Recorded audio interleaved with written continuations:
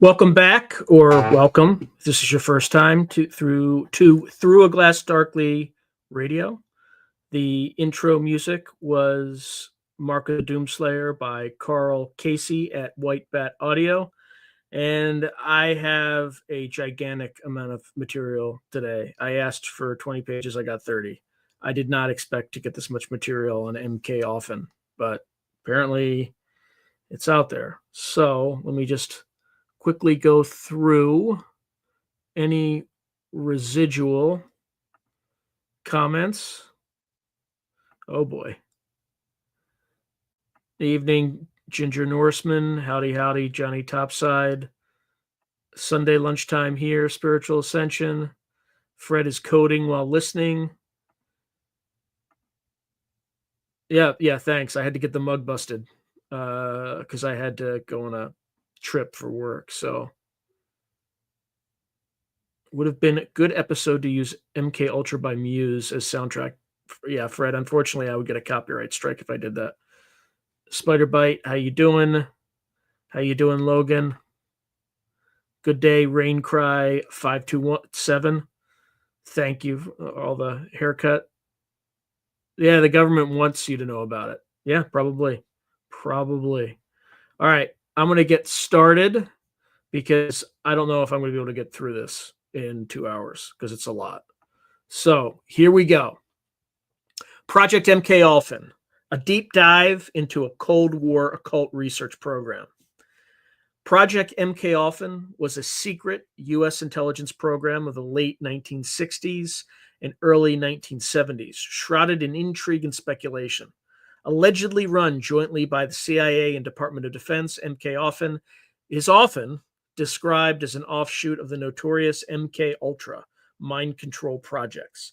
Its reputation is distinctive. In addition to drug and behavior experiments, MK Ultra has been reportedly linked to investigations of the occult and paranormal. This report examines MK Ultra's origins, objectives, activities, and termination, drawing on declassified records, credible investigative research, and contrasting these with more speculative claims. We will distinguish well-documented facts from conspiracy theories, assess the reliability of sources, and compare MK Ultra with related programs such as MK Ultra and the Stanford Research Institute's remote viewing efforts, i.e. Project Stargate, Grill Flame, Sunstreak, Setter Lane, and whatever project names it went under. Profiles of key figures, including Dr. Andrea Puharich, which we talked about last week, and the enigmatic Lieutenant Colonel Michael Aquino, are included to illustrate the roles and reputations of individuals at the intersection of U.S. intelligence and esoteric research. Ultimately, this deep dive seeks to present a balanced, evidence-driven narrative of MK Ultra and the broader Cold War impulse to explore unconventional warfare techniques, including those veering into the mystical and occult realms. All right, let's start with the origins of Project MK Ultra. MK Ultra emerged against the backdrop of the CIA's ongoing search for mind control methods and behavioral modification tools during the Cold War. By the mid-1960s, the CIA's original mind control program, MK Ultra, which was launched in 1953, had officially been scaled back and restructured. In 1964, MK Ultra was rolled into a follow-on program codenamed MK Search, which continued CIA drug experimentation under more secrecy. It was under the MK Search umbrella that Project MK Ultra was initiated in the late 1960s. Declassified government documents confirm the basic lineage. MK Ultra is described as, quote, a part of the MK Search project, end quote, with a specific objective to, quote, test the behavioral and toxicological effects of certain drugs on animals and humans, end quote. In other words, MK Ultra began as a pharmacological program, picking up where MK Ultra's chemical experiments left off. The CIA's Technical Services Staff, or TSS, the same unit that ran MK Ultra, initially oversaw many of these behavioral programs. By 1968, however, leadership for certain projects had shifted to the CIA's Office of Research and Development, or the ORD, under Dr. Stephen Aldrich, reflecting an effort to use more scientifically advanced methods to influence the mind.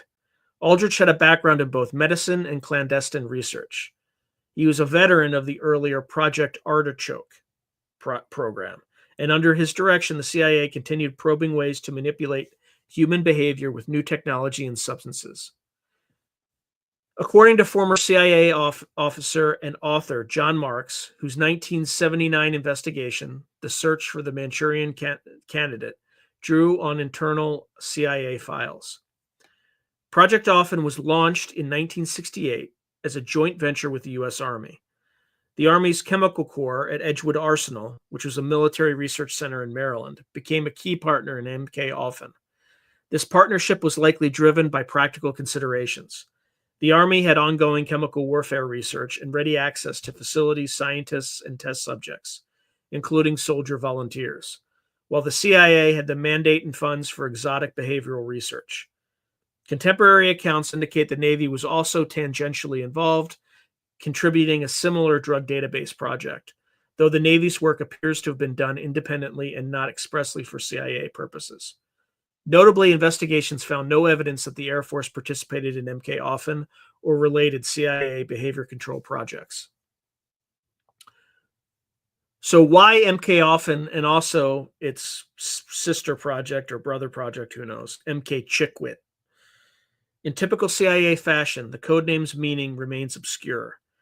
Some testimony by CIA officials implied that MK Often might have been used interchangeably or in sequence with MK Chickwit, another MK Search subproject focusing on identifying new drugs overseas.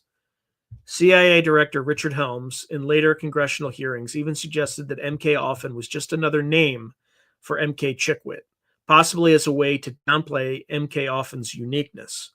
In fact, declassified documents differentiate the two. MK Chickwit, sometimes spelled the following way: Charlie, Hotel, India, Charlie, Kilo, and then Whiskey, India, Tango, two separate words instead of just one, was an effort to scout new drug developments in Europe and Asia and gather samples, whereas MK Often was the arm that tested drugs for behavioral effects. The pair of programs worked in tandem: Chickwit to find interesting compounds and Often to evaluate their effects. This suggests MK Often's origin was part of a broader CIA DoD strategy in the late 1960s to vastly expand the library of mind-altering substances and their potential uses. So what were the objectives and operations of MK Often? MK Often's core mission, as documented in government records, was pharmacological, to assess how various drugs and chemicals affected the mind and behavior.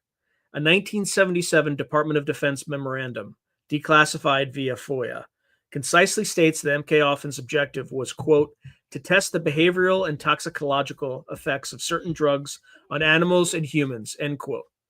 Field reports and similar summaries show that this mandate was taken literally, ranging from laboratory tests on animals to controlled experiments on human volunteers and the compilation of massive data sets on drug effects. The key activities of MK Often included: 1. Animal experiments. So initial phases of many Often experiments were conducted on animals to observe pharmacological effects. Substances with potentially behavioral altering properties would be screened in animals for toxicity and psychological impact. This was a direct continuation of earlier CIA work. So, for instance, MK Ultra had also done animal tests with LSD and other drugs.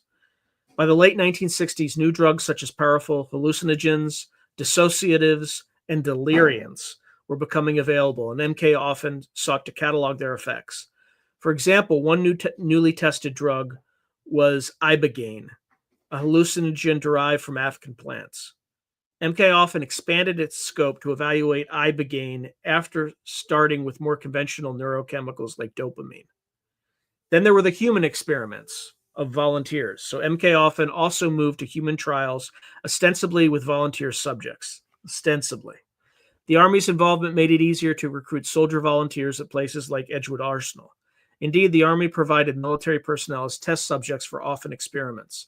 In at least one case, when a particularly potent incapacitating agent was identified, the Army arranged for inmate volunteers at Holmesburg Prison in Philadelphia to be used in testing. Holmesburg Prison was notorious for permitting medical experiments on inmates in that era, some run by private contractors. Its use in MK Often indicates a crossover between CIA DoD research and civilian institutions. It's worth noting that volunteer status in such experiments was ethically fraught. No Scheiße. Prisoners, for instance, may have volunteered under coercive conditions in exchange for perks. In the Army, we call that voluntold. Nonetheless, these tests aim to see how drugs could induce specific mental states or impairments in real human subjects. Additionally, there was database and data analysis. A less glamorous but crucial component of MK Often was data collection. The project created an enormous database of tens of thousands of chemicals and drugs, according to intelligence historians. The U.S. Army Edgewood Arsenal Labs played a primary role in building a computerized database for drug testing results, using information from both MK Often trials and other Edgewood experiments. By the early 1970s, Edgewood's researchers had compiled extensive human clinical data on various substances, everything from common pharmaceuticals to obscure psychoactive compounds, some of it fed by CIA funding. Interestingly, the Navy was said to have contributed its own data to MK Offen's database as well, though as mentioned, the Army's contribution appears to have been part of a parallel effort. This data-centric approach marked a modernization of CIA mind control research. Instead of ad hoc experiments run by individual professors, as in the 1950s MK Ultra days, MK Offen aimed for a systematic inventory of behavior-modifying agents enabled by early computer technology. Another area that MK Offen focused on was offensive and defensive research. MK Offen was dual purpose. An ORD memorandum described that the project pursued both offensive applications, so obviously using drugs as weapons, and defensive ones, so developing countermeasures to such weapons. Offensively, the CIA and Army were interested in compounds that could derange or disable targets, for instance, drugs to induce temporary psychosis, paralysis, or confusion in enemy personnel. Congressional testimony later indicated MK Offen experiments tried to, quote, disturb a person's psyche and produce, quote, violent or irrational behavior, end quote, or, quote, temporary psychotic states, end quote. One concrete goal was finding a compound that could simulate a heart attack or a stroke in the targeted individual. Such a substance, if delivered covertly, would effectively serve as an untraceable assassination method, making a murder look like natural causes. This chilling objective evokes the infamous CIA pursuit of a heart attack gun and toxin-coated bullets in that era. Defensively, MK Offen researchers also studied how to protect American personnel from chemical incapacitants or poisons, for example, by understanding an enemy's drugs or developing antidotes. The CIA's Office of Research and Development saw both studies as vital. If foreign adversaries or non-state actors used chemical or occult techniques, the U.S. needed to be prepared to counter them. MK Offen also focused on the exploitation of parapsychology and the occult. Here we enter murkier territory. Unlike the clearly documented drug testing aspects, claims that MK Offen actively investigated occult or psychic phenomena are not well supported by official files. However, a number of secondary sources, which we're going to discuss in the next section, allege that beyond pharmacology, MK Offen's operatives dabbled in consulting astrologers, fortune tellers, mediums, Satanists, and other occult practitioners. These accounts suggest the CIA was, at least briefly, willing to explore the world of black magic in an attempt to harness any unusual powers of the mind.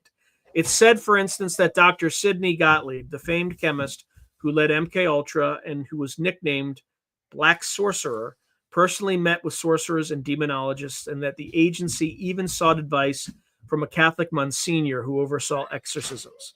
Later sections will scrutinize these extraordinary claims and their sources. If true, such activities would mark a bizarre expansion of MK Offen's operations beyond conventional science. For now, it is important to note that no declassified document to date explicitly confirms the occult dimension. The known paperwork confines MK Offen's scope to drugs and behavior experiments. In summary, MK Offen's day-to-day operations, as reliably documented, revolved around drug research, designing experiments, dosing subjects, animal or human, recording behavioral changes, and analyzing the results. Its tactical purpose was to find new chemical means to manipulate or derange human consciousness, serving the spy world's needs for both offensive incapacitation and defensive preparation. The project leveraged the CIA's clandestine funding and the Army's research infrastructure to push into frontiers of psychopharmacology. And by the early 1970s, MK Offen had tested a spectrum of substances from stimulants and hallucinogens to putative truth serums and tranquilizers, and compiled one of the most comprehensive databases on psychoactive drugs in the world at that time. Whether it also pushed into supernatural frontiers remains a matter of debate and will be explored a little bit later in this podcast. All right, let's discuss the timeline and termination of MK Offen. Project MK Offen was active roughly from 1968 until 1972 or 73. And these are kind of the known milestones in a timeline of key events. So in 1967 to 1968, this is when there was the genesis of MK Ultra. U.S. intelligence became alarmed by reports of Soviet parapsychology advances and continued their own mind control quest, planning began for new programs under MK Search. By early 1968, a joint CIA Army project that would be dubbed MK Ultra took shape. One source suggests that preparatory work might have even started earlier in the 1960s under different code names. But 1968 is when Project Ultra is first explicitly mentioned in CIA records, at least declassified records. The project likely received an initial classified budget and was placed under CIA/ORD management with Army collaboration. Dr. Stephen Aldrich at CIA/ORD and counterparts at Edgewood Arsenal would have been setting objectives and contracts at this stage. In the late 1960s, the early experiments started. The late 1960s saw MK Ultra commence its drug evaluations. Edgewood Arsenal's labs, which had long been testing chemical agents, including LSD, on soldiers, began adding newly acquired substances from MK Chickwit's global scouting. This is also when civilian contractors may have been brought in for specialized tasks. One declassified report notes a contractor in California was used to identify behaviorally active drugs in 1968 through 1969 as part of a related effort. It's possible that some MK Ultra work, like data processing or compound synthesis, was outsourced to private labs or university under secret contracts.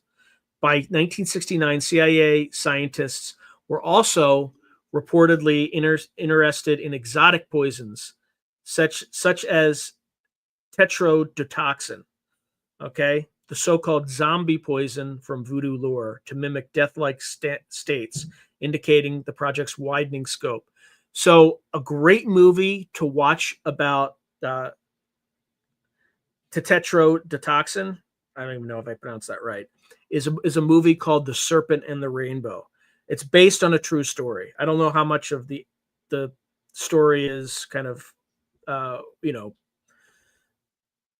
much of it is true, but it's about kind of when Haiti was under Papa Doc Duvalier, and there's a Harvard PhD student or postdoc who goes and has an experience with this crazy zombie poison. Like, it's real. It comes from like a fish. So just highly recommend The Serpent and the Rainbow. Anyway, moving along. So from 1970 to 1971, this was a peak activity for MK Ultra.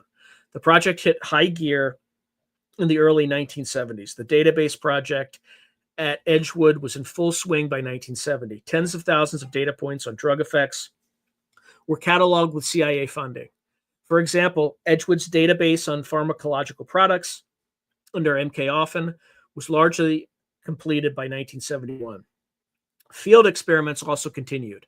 In 1971, a notorious event later alleged by conspiracy writers holds that MK Ultra sponsored a course at the University of South Carolina on black witchcraft, demonology, and voodoo as a social experiment. And this claim comes from researcher Alex Constantine and remains unverified, but it situates itself in 1972 at USC's social laboratory. Whether or not the CIA was really behind it, it reflects the timeline when rumors of occult exploration arise. Meanwhile, drug trials at Holmesburg Prison took place around 1971 to 72, when especially powerful incapacitant was tested on inmate volunteers. It's also during 1972 that we see CIA interest in remote viewing and ESP kick off on a separate track, and this was the SCANATE project at Stanford Research Institute, which began in 1972. Though SCANATE obviously was not part of MK Ultra, it shows the zeitgeist. By the early 70s, the U.S. intelligence community was willing to try any unconventional idea, be it drugs or psychic powers, that might offer an edge. Then in 1972, we have kind of the winds of change year. 1972 was a turning point. In mid-1972, the CIA's longtime TSS chief and MK Ultra architect, Sidney Gottlieb, retired. Around this time, troubling ethical questions of public scrutiny due to leaks about drug testing began to mount within the government. Although still secret, programs like MK Ultra likely encountered internal skepticism about their value and legality.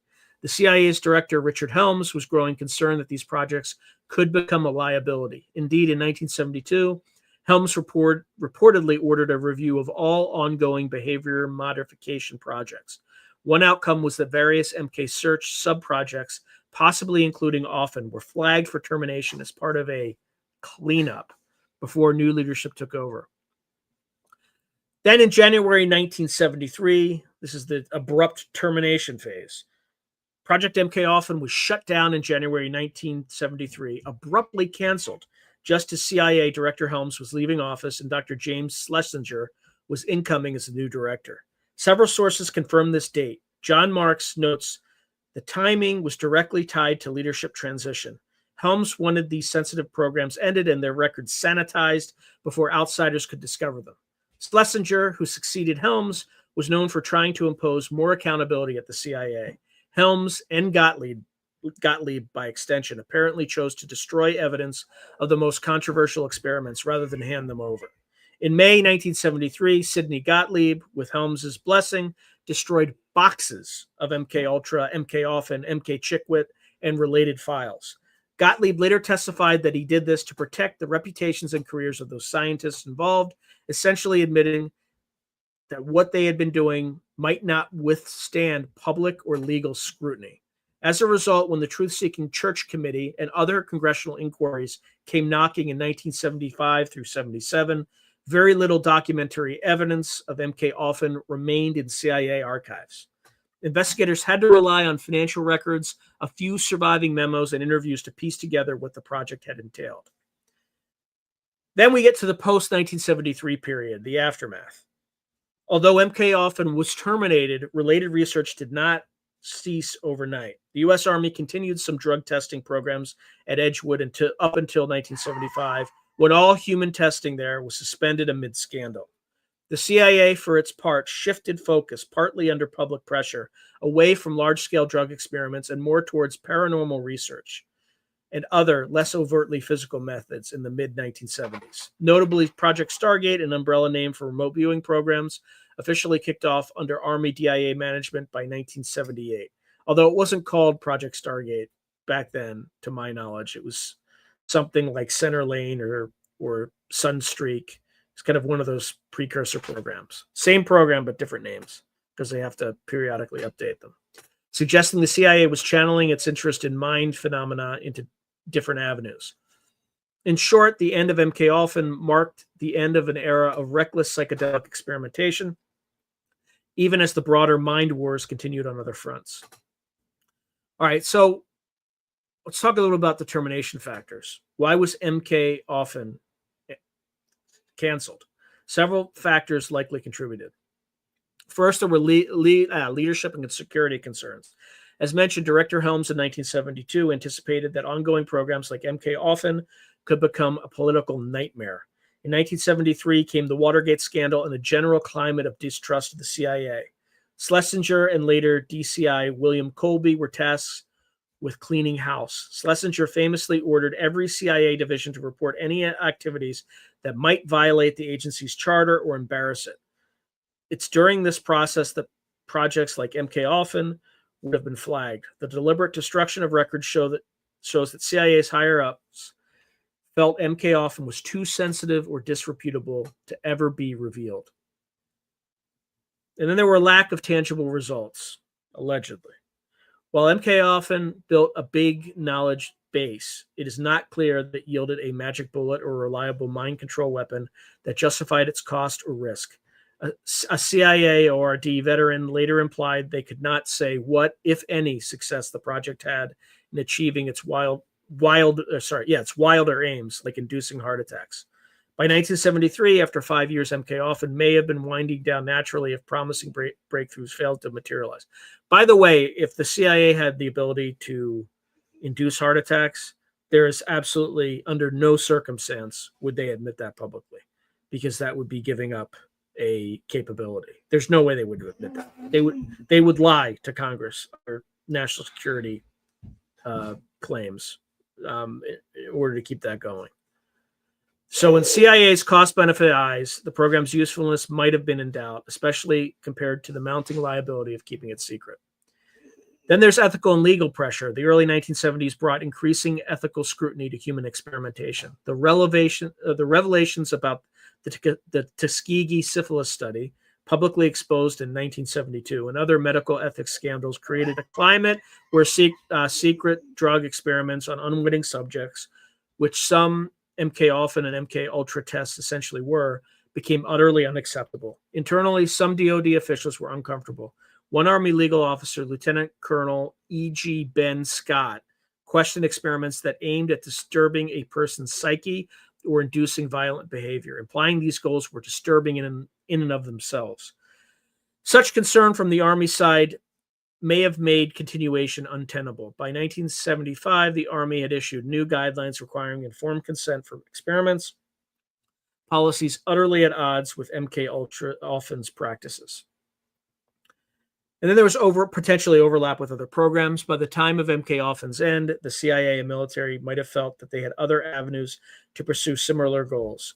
For instance, Project MK Naomi, a joint CIA-DoD biowarfare program focusing on toxins and bacteria, was also winding down in the early 1970s, but had covered the lethal end of the spectrum. On the mind influence side, research was migrating to electronic and electromagnetic methods. So, for instance, ORD was investigating brain stimulation, microwaves, etc., as indicated by John Mark's FOIA request in 1977. In short, drugs were not the only game in town, and if MK Ultra had sufficiently surveyed the landscape of drugs, the CIA might have decided to move on to other techniques like hypnosis, microchip implants, or psychic spying. Once terminated, MK Ultra effectively disappeared from official view. When Congress held hearings in 1977 on CIA drug programs, Director Stansfield Turner, who by then led the CIA, could only provide scant information. He admitted many files were destroyed and those remaining were fragmented. Turner provided the Senate with what he believed MK Ultra had been, largely echoing the basic drug testing description and noting it ended in 1973. The lack of primary documents meant that even decades later, researchers had to rely on a handful of memos and interviews to reconstruct MK Ultra's story. The dearth of hard evidence helped fuel conspiracy theories that the real scope of MK Ultra was much stranger and perhaps continued in secret. However, based on all available credible evidence, MK Ultra truly did cease operations in early 1973. Its termination coincided with the broader shutdown of MK Search and the final chapter of CIA's first generation of mind control projects. All right, so let's talk fact versus speculation, separating documented reality from conspiracy myth. One of the challenges in studying MK Ultra is that its semi-destroyed paper trail leaves a gap often filled by rumors and speculative accounts. Here we will discuss what is well documented from what is conjectural and evaluate the credibility of sources behind various claims. All right, so here are the documented facts that are well supported by official sources. So, drug testing program. All authoritative sources agree that MK Ultra was fundamentally a drug testing and research program. The 1977 Department of Defense General Counsel's report, obtained via FOIA, and CIA memoranda clearly define MK Ultra in these terms. There is no doubt that MK Ultra involved administering drugs to animals, inmates, and soldiers, and recording the results. The goal of finding incapacitating or mind-altering agents is directly attested in multiple government documents. These documents are considered highly credible. They were internal communications and official inquiries, not intended for sensationalism. Investigative journalists and academics such as John Marks have consistently echoed this core description. We can be confident that MK Ultra was related to drug behavior experiments, and that is a solid fact. Then there's the timeline and links to MK Search. It is also well established that MK Ultra operated roughly from 1968 to 1973 and was part of the MK Search framework. This is confirmed by CIA's own admissions in the late 1970s. For instance, CIA Director Turner in 1977 described MK Search as active until 1973, with sub-projects including those later identified as MK Often and MK Chickwit. The fact that Helms and Gottlieb destroyed MK Often records in 1973 is documented by Helms's testimony and Gottlieb's statements, which in turn were reported by contemporary news. For example, the Washington Post and other outlets covered the CIA's admission of records destruction in September 1977. Thus, the official timeline and end of MK Often are on firm footing. Well, maybe. They didn't kind of quietly continue running these experiments under a different program. The other thing that is firmly backed by the evidence is the use of Holmesburg Prison and Edgewood Arsenal. These specific locations and their involvement are documented and thus factual. The reference to Holmesburg Prison in Philadelphia comes from both the DoD report and John Mark's research. Holmesburg was indeed known historically for unethical dermatological and biochemical experiments on inmates led by Dr. Albert Kligman in the 1960s. That MK Often piggybacked on that facility for a particularly effective drug test is quite plausible and is explicitly stated in Mark's accounts. Edgewood Arsenal's central role is beyond doubt. Many declassified Army documents about Edgewood's own medical research volunteer program from 1948 to 1975 have since corroborated that CIA and Edgewood collaborations occurred. The FOIA files even detail how Edgewood created data systems for MK Often and how certain projects were jointly funded. These pieces come directly from primary sources, including DOA memoranda, etc., lending them high credibility. Additionally, there's also firm ground that there were examples of outcomes sought. So the heart attack simulation drug is directly from a CIA source, which was an ORD memorandum via John Marks. Similarly, phrases like disturb a person's psyche or induce temporary psychotic states comes from congressional investigation records. We have these on record in hearing transcripts or investigative reports. So the Vera Institute, the AHRP summary cites those phrases from 1967 hearings and a 2002 article by H.P. Abarelli, which drew on FOIA findings. Therefore, we can consider it factual that MK Often experiments indeed tried to produce severe psychological disturbances and potentially violent behavior as part of testing. These were not benign trials, but aimed at extreme mental disruption. And then leadership and personnel. It is documented that Dr. Sidney Gottlieb was involved in establishing MK Often, at least in its very early stage, as he oversaw all TSS technical projects until 1972. By 1968, Dr. Stephen Aldrich is cited as leading ORD's portion of the research, which suggests Aldrich effectively ran MK Often in practice. Both men are real figures with confirmed roles. Gottlieb's leadership of MK Ultra, MK Search is well known, and Aldrich's succession to oversee behavior control research is also confirmed by CIA records. These are credible, non-controversial points. Where the interpretation comes in is whether Aldrich shifted focus to more occult avenues. And we're going to get to more on that and right now. So speculative or controversial claims. So there's limited or no supporting evidence. Occult and black magic exploration. The most sensational claims about MK Often are that it plunged into studying the occult, Satanism, and paranormal rituals. The prime source of these claims is author Gordon Thomas, particularly his 2007 book, Secrets and Lies.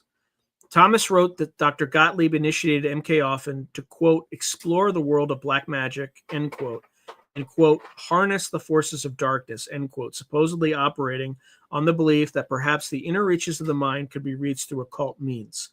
He further alleges that CIA agents met with and recruited every manner of occult practitioner, fortune tellers, astrologers, mediums, witches, warlocks, voodoo, Houngans, even satanic cultists.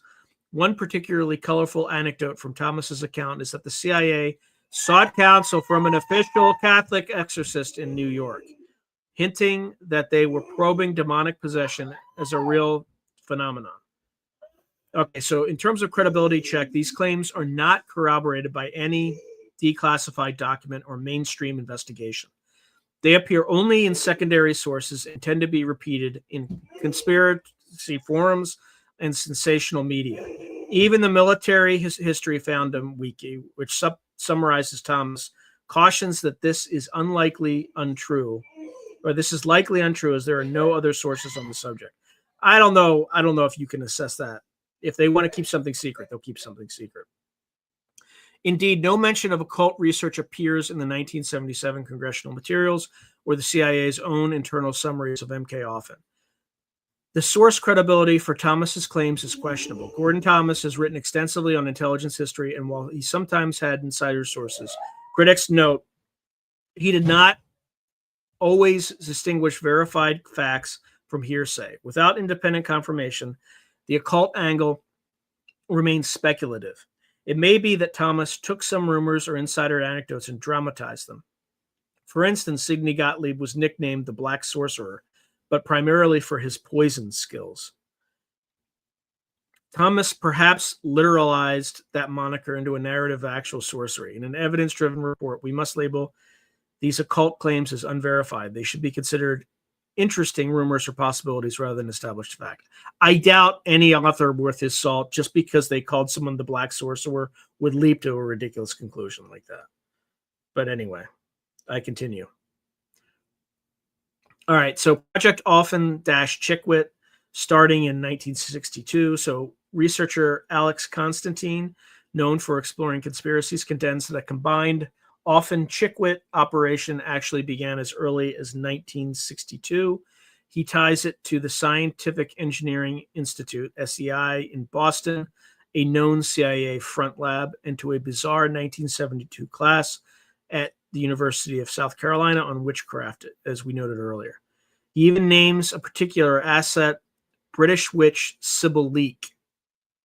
So that's Sybil and then Leek, L-E-E-K, as allegedly assisting Dr. Aldrich in magical research.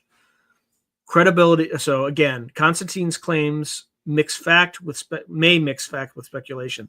The SEI was real. It did secret work for the CIA, including developing spy camera film and possibly studying paranormal phenomenon. Sybil Leek was a real occult celebrity of the 60s who did visit the U.S., but no evidence directly links them to MK Often except Constantine's word. Constantine does not cite primary documents for these points. His work is generally not peer-reviewed and leans toward conspiracy entertainment. Thus, while it's intriguing to imagine CIA-funded witches casting spells in a social laboratory, there's no declassified record of such. So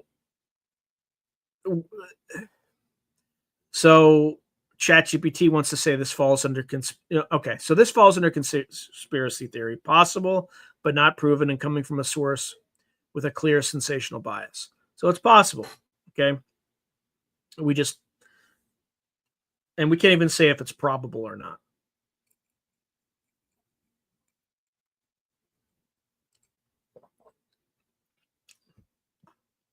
Then there's the Rockland Project and data on psychics. Another claim from Constantine and echoed by occult writer Peter Levenda. Look, if Peter Levenda says it, it's got some credibility. Is that MK Often was behind something called the Rockland Project, a supposed repository of psychiatric and personality test data from New England in the late 60s. This is said to have operated via front organization, Psychological Assessment Associates in Washington, D.C. The implication is that MK Often gathered psychological profiles, maybe to screen for psychic ability or vulnerability. So again, there's not much public information about a Rockland Project. Psychological Assessment Associates, however, did exist. Notably, it was a CIA-funded cutout that administered personality tests. As part of other CIA programs, it was associated with Dr. John Gettiger's personality assessment system in MKUltra. It's plausible some data collection happened through that front, but tying it specifically to MK Often is speculative. The reliable sources on PAA don't mention occult members, just psychological testing. So this claim resides in a gray zone, a kernel of truth. CIA did collect psych data, wrapped in conjecture. It was part of MK Often and aimed at paranormal ends. Without further evidence, it remains a speculative hypothesis. All right, so Peter Lavenda's version, who we've interviewed on this channel multiple times. In fact, because his name's coming up in this particular case, I might reach out to him and try to do an episode on MK Ultra with him, and just so we could dive a lot deeper. But his version is Cameron's lab and occult expansion. Peter Lavenda, an author known for exploring occult history in the context of intelligence, so this is his Sinister Forces trilogy, offers yet another narrative. He suggests MK Ultra began in 1969 under Gottlieb right after the CIA black-bagged the laboratory of Dr. Ewan Cameron in Canada. Dr. Cameron was a psychiatrist notorious for MK Ultra Subproject 68, involving brutal psychic driving experiments in Montreal. The idea that CIA stole his lab data as he left is a rumor. Lavenda claims that after 1969, MK Ultra's purview expanded into everything from seances and witchcraft to remote viewing and exotic drugs. In his view, MK Ultra became a grab bag for all things paranormal and weird that the CIA wanted to try. Lavenda's works are extensively researched, but often speculative and conspiratorial in tone. He cites some sources, but also extrapolates. The notion that MK Ultra absorbed all fringe inquiries, even ones like remote viewing, which in reality were handled separately by a different office, is not supported by organizational records. For example, the CIA's remote viewing program was in the Office of Technical Services and later the DIA, not under ORD by the time it formalized. Lavenda's claim likely conflates multiple programs under the MK Ultra umbrella for effect. While he correctly points out that in 1969 the CIA was indeed broadening research into many odd areas, attributing it wholesale to Ultra is oversimplified. This highlights how definitions blur in literature. MK Ultra can become a catch-all label for any spooky CIA endeavor from that time frame. Without independent verification, Lavenda's portrayal should be regarded as tenuous. It's an intriguing narrative, but not one we can confirm through declassified evidence. And then continuation after 1973. So, the speculation that MK Ultra lives on. Some theories have implied that even though MK Ultra was officially terminated, its work continued sub rasa or was folded into other codename projects. A common trope in conspiracy circles is that MK Ultra never truly ended. Well, remote viewing never truly ended, right? So, but can we prove that with declassified documents? No, of course not. Anyway, the same thing applies here. So instead, there's contentions it went deeper underground or into private contractor channels, possibly reappearing in later phenomena, like alleged 1980s programs involving occult crime or monarch mind control. Again, there's no concrete evidence of MK Ultra activity after 1973. In fact, by the late 1970s, CIA officers were candidly telling investigators that they had nothing more on MK Ultra beyond what was in MK search files, or the MK search files. The mid-70s investigations were extensive. It's unlikely an entire continuing program would have escaped notice unless it was moved wholly out of government. Some suggest maybe the private sector or Pentagon took it over. While we can't disprove a secret continuation, there's no documentation or whistleblower testimony specifically attesting to MK Ultra-like work after 1973 under that name.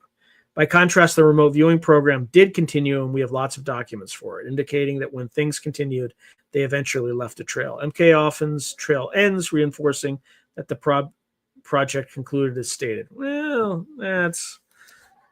I think it's speculative to conclude that, to be honest. Especially if they got further along than would be surprising.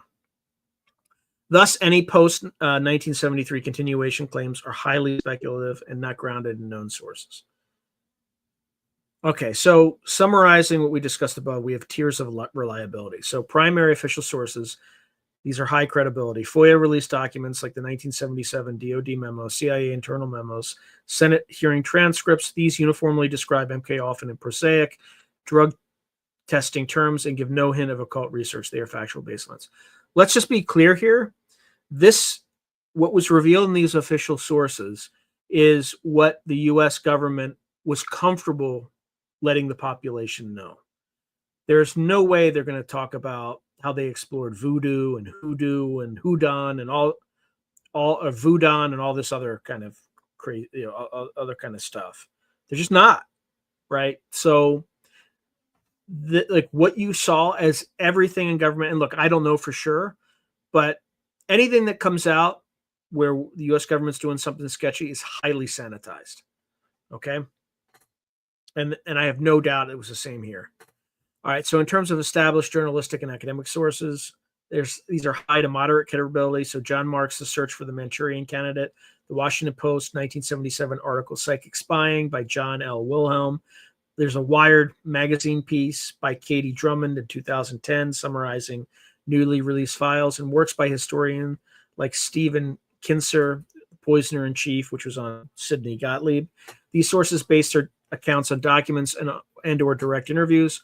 Marks, for example, cites specific CIA documents, number 455, in a 1977 memo by DOD's Dean Seymour about these programs.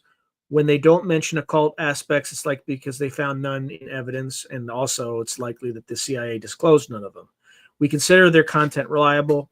Marks explicitly notes that by 1968, Aldrich, not Gottlieb, ran often and was seeking a heart attack chemical, a sober detail that matches FOIA info. Thus, mainstream researchers lend no support to the wild claims, which suggests those claims truly lacked evidentiary basis. Yeah, in the public record. All right, then there are variable credibility from insider testimony and whistleblowers. We actually have little in the way of direct insider leaks on MK Ultra, unlike MK Ultra, where a few insiders like Victor Marchetti or John Stockwell later gave hints. MK Ultra didn't have a prominent person come forward solely about it. The closest might be statements by Colonel John Alexander or others in military paranormal research, but they usually discuss Army psychic projects, not MK Ultra per se. One could consider Sidney Gottlieb's and Stanfield Turner's 1977 testimonies as insider confirmation of MK Ultra's content, and they confirmed only drugs, no occult. In absence of whistleblowers backing the occult angle, those claims rest on shaky ground. If, say, a retired CIA officer had ever said, yes, we did hold seances under MK Ultra, that would change things, but none has publicly. And then the lowest credibility are going to be conspiracy literature authors. So this category includes Gordon Thomas, Alex Constantine, Peter Levenda, W.H. Boart, and others who have written about the CIA and the occult. They are often passionate and creative investigators, but their works are not rigorously footnoted with verifiable sources on these points. For instance, Thomas doesn't reveal who told him about fortune tellers and MK Ultra. It could be an anonymous source or simply narrative flair. Alex Constantine is explicit about weaving together known facts with conjecture, often to shock the reader. We must treat their claims as interesting possibilities at best and misinformation at worst. Not everything they write is false, but without corroboration, one cannot treat it as reliable. They often reinforce each other's stories, and then later writers citing Gordon Thomas as if it's evidence when it really is one secondary source quoting another. In evaluating MK Ultra's lore, the balance of evidence favors a view that MK Ultra was primarily about drugs, and that if any occult experiments occurred, they were tangential or small scale and left almost no trace. Or they were extensive and the results were shocking, and the CIA continues to use them and wants to keep them hidden because they represent a decisive capability against our adversaries. Just throwing that in there. The most extreme stories, for instance, the CIA tried to summon demonic forces under MK Ultra, are likely exaggerations or symbolic metaphors. It is telling that a CIA inquiry in 1977 actually did search for files on parapsychology and related topics in ORD's archives. This shows Congress had heard rumors and wanted to check. And the CIA's response was a list of boxes of behavioral research, but nothing like we consulted a witch. Had solid evidence of occult activities existed, it would likely have surfaced during those inquiries, unless they put all the documents in burn bags, guys, right? So in conclusion, we label the well-documented facts, drug testing, timeline, aims, as confirmed reality supported by credible sources. The more fantastical, occult, and psychic elements of MK often are unsubstantiated claims. Totally fair. We present them as part of MK Ultra's mythology, clearly noting they come from less verified sources. Understanding this distinction is crucial. It prevents us from distorting history with unfounded tales while acknowledging the cultural impact those tales have. Indeed, MK often has become semi-legendary, largely due to those occult rumors. Doesn't mean the rumors aren't true, right? So let's keep an open mind in both directions. All right, so now let's talk about MK Ultra in context, comparison with MK Ultra and the SRI remote viewing programs. Project MK often did not exist in a vacuum. It was one node in a web of Cold War research programs exploring mind manipulation and fringe phenomena. To fully grasp MK Often's character, it's illuminating to compare and contrast it with its infamous predecessors, MK Ultra, and with the roughly contemporaneous remote viewing programs, often associated with Stanford Research Institute, or SRI. We will see that while there are thematic overlaps, all three dealt with non-traditional means of intelligence gathering or warfare, there are significant differences in methods, focus, and oversight.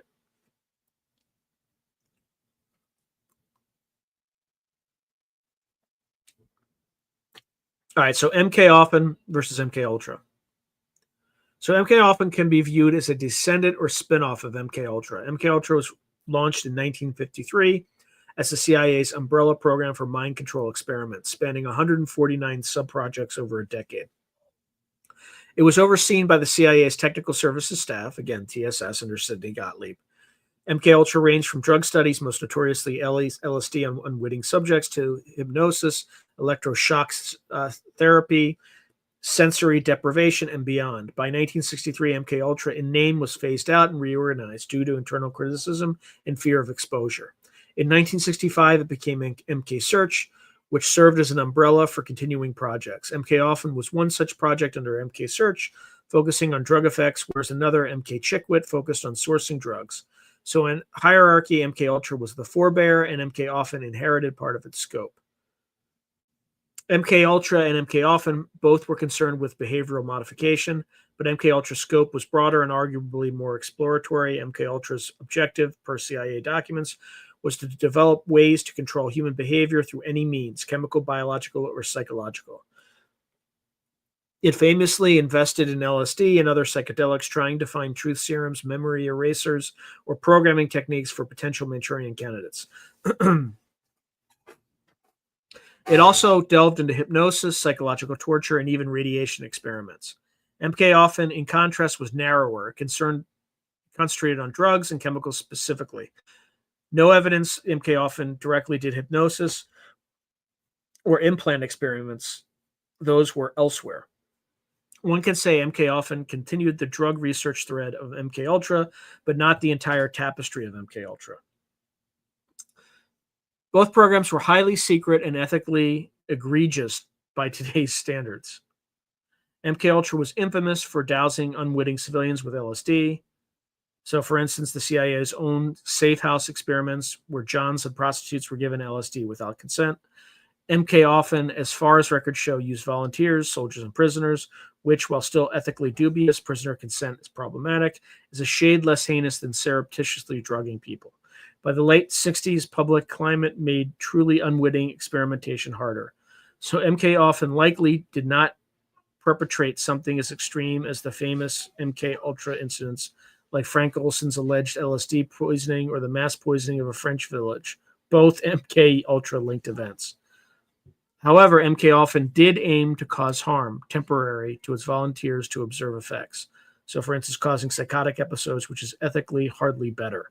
Another difference, MK Ultra used a vast network of front organizations and unwitting researchers, which included universities and foundations given grants without knowledge of CIA sponsorship. MK Offen seems to have been more in-house or clearly contracted. Edgewood New Army, CIA were behind it, for instance. This hints at a structural change after MK Ultra was partially exposed in 1963 in a CIA Inspector General report. The agency likely kept MK Offen on a tighter leash with less outsourcing to oblivious academics. In terms of outcomes, neither MK Ultra nor MK Offen developed a mind control miracle. MK Ultra did manage to develop some coercive techniques, for instance, use of LSD in interrogations. The results were inconsistent. It also pioneered assassination devices, the poison dart gun, etc. But as of 1973, the CIA admitted that no effective knockout pill or mind control serum was found. MK often similarly did not find a perfect behavioral control drug, though it compiled data. Nothing public suggested it found the holy grail of a drug to remotely trigger a heart attack or instant insanity. In fact, a U.S. Army review in the 1980s of the Edgewood Arsenal drug experiments concluded that while drugs like BZ, which was a delirium-inducing agent, could incapacitate people, their effects were too unpredictable for battlefield use. That implies MK Ultra's line of inquiry hit practical roadblocks, much as MK Ultra's LSD tests ultimately did.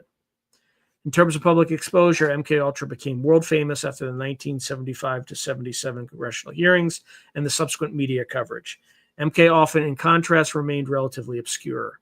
Helms had successfully purged most records, and so MK often was mentioned only briefly in Senate reports.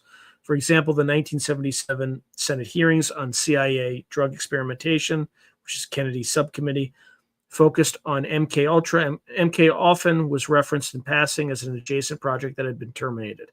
Thus, MK Ultra stands in history books as a CIA mind control program, where MK often is often omitted or footnoted. It only later entered public imagination via those speculative accounts.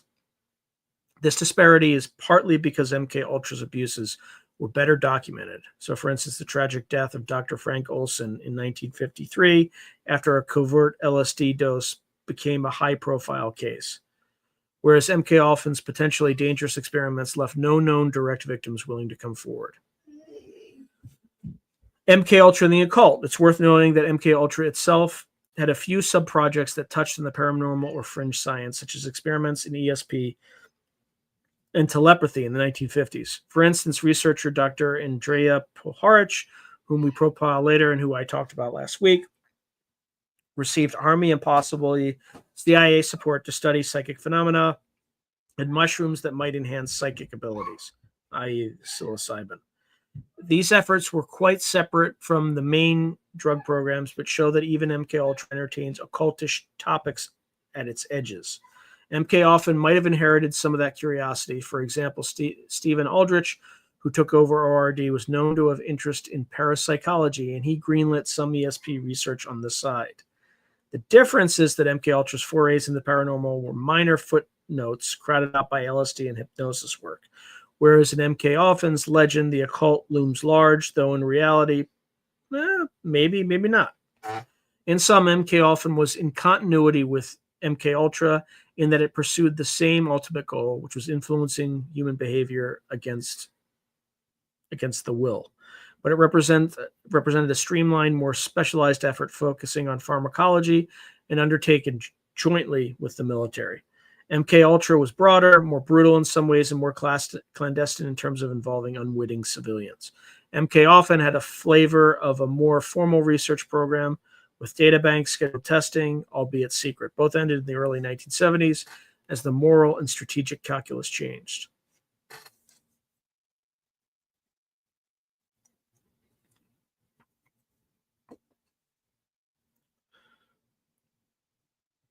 Okay. Then we have MK Often versus SRI's remote viewing program, or Project Stargate. While MK Often was evolving on the East Coast labs, another unusual program began on the West Coast, the remote viewing research at Stanford Research Institute, SRI, in California, which later became known by umbrella names like Stargate, Grill Flame, Sunstreak, etc. Center Lane. This is the U.S. attempt to use psychic abilities, ESP, for intelligence gathering, effectively psychic spies.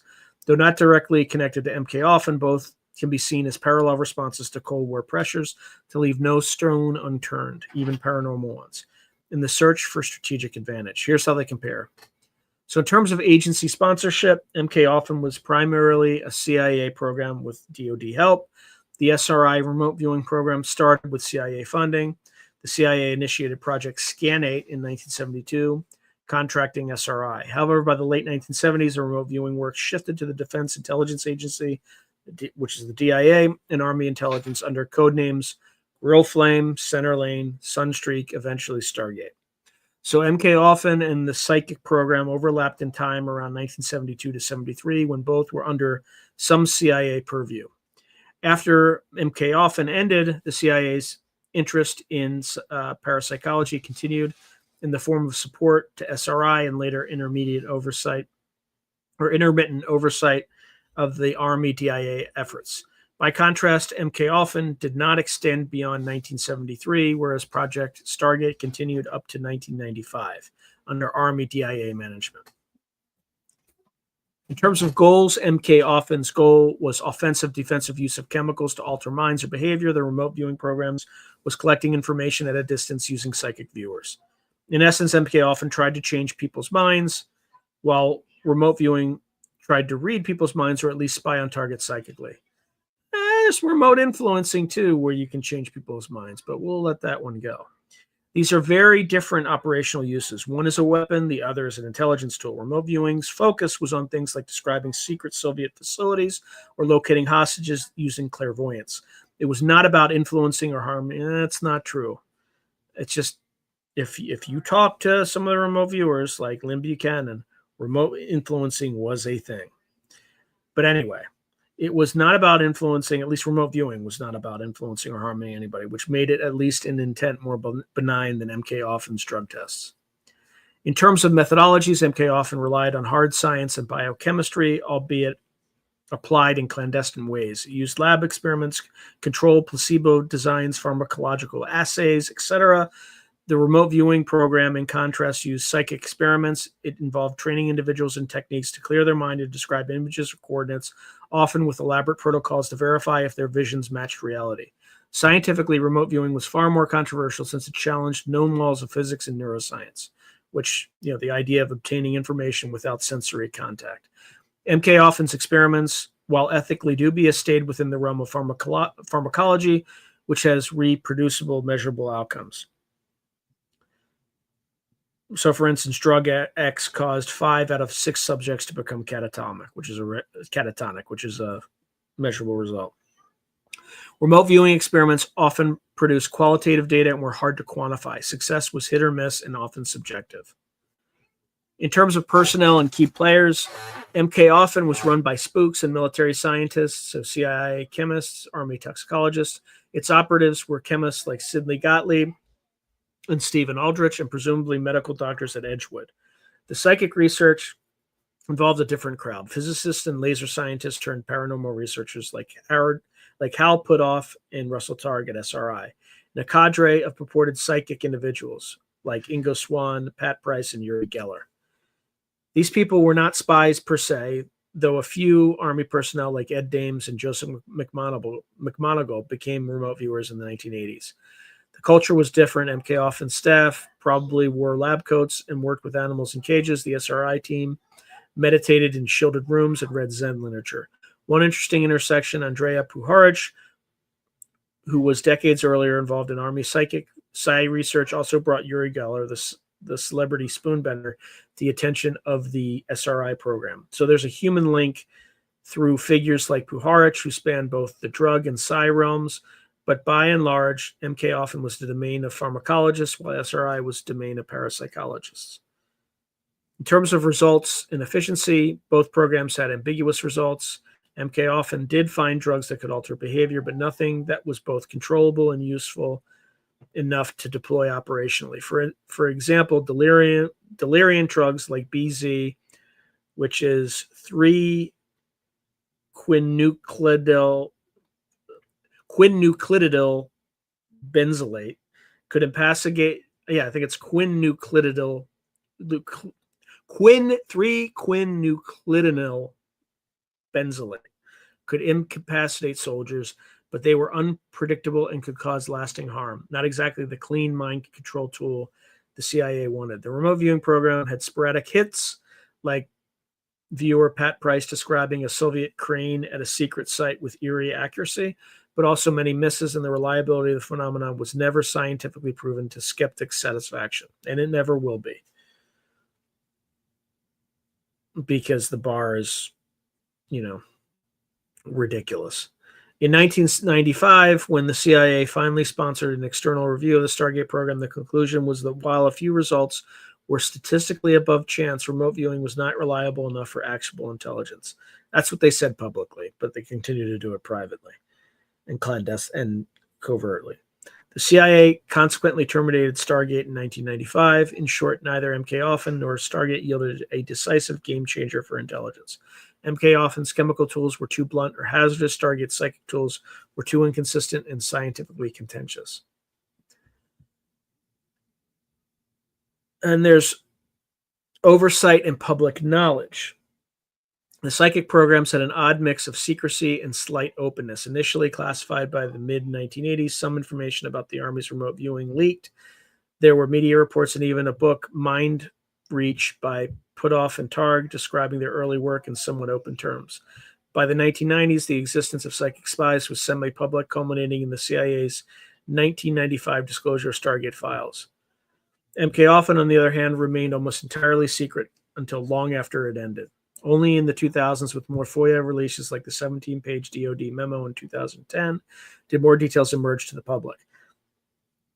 The average person still has never heard of MK Ultra, whereas MK Ultra and even men who stare at goats, a reference to Army psychic units, entered pop culture. Oversight-wise, the psychic research, especially once under DIA, had to justify itself periodically to Congress for funding. In the late 1980s and early 1990s, it nearly got axed multiple times. MK Ultra was never in front of a committee while active. It was too secret and short-lived to face annual scrutiny. Then there were thematic differences. MK Ultra represents the technological approach to mind warfare using biochemistry as a tool. The remote viewing effort represents the esoteric approach investigating ancient claims of psychic powers anew, but under scientific protocols.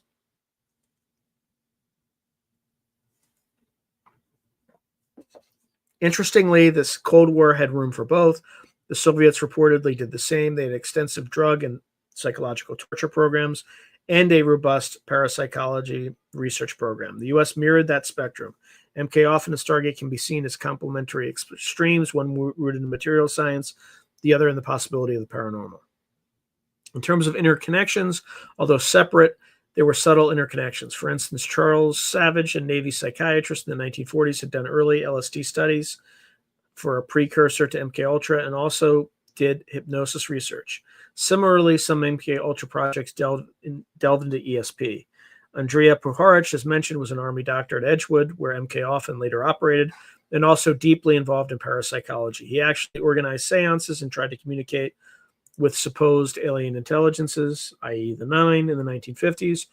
Well, not officially MK Ultra, and people like him provided a conduit of ideas between the pharmacological and psychic domains. So one could say MK Ultra and the remote viewing program occupied the same universe of CIA's high strangeness research, even if they were distinct projects. It's conceivable that informal information sharing occurred. So, for instance, if MK Ultra scientists grew curious about ESP, they might have liaised with the SRI team and vice versa, discussing whether chemical substances could enhance psychic ability. In fact, Putoff and Targ reportedly tried giving viewers mild drugs like caffeine to see effects, and Puharich believed mushrooms could enhance telepathy. All right, now we're gonna go down a path I have never gone before, and I am just as curious as you all about this particular figure. Then there's Lieutenant Colonel Michael Aquino's perspective. A curious figure to mention in comparison is Lieutenant Michael Aquino, and we'll profile him in a little bit more detail later in this radio segment. But by the early 1980s, Aquino was a PSYOP officer who was aware of the Army's psychic research, but personally skeptical of remote viewing. In a 1980 memorandum entitled Mind War, Aquino critiqued the Stargate program, noting that Stargate attempted remote viewing experiments which failed, attributing the failure to physics, the inability of brainwaves to project at intercontinental distances. His stance is notable. As an occultist himself, one might expect him to endorse psychic phenomena, but in this case, he did not. Aquino advocated for other psychological influencing strategies like propaganda and electromagnetic weapons rather than ESP. This illustrates how even within the occult-friendly military circles. Remote viewing had its doubters. By contrast, almost no one in the CIA doubted that drugs could affect behavior. That was a given. They doubted control and precision, but not the fundamental effect. Psychic research had to fight for credibility much harder.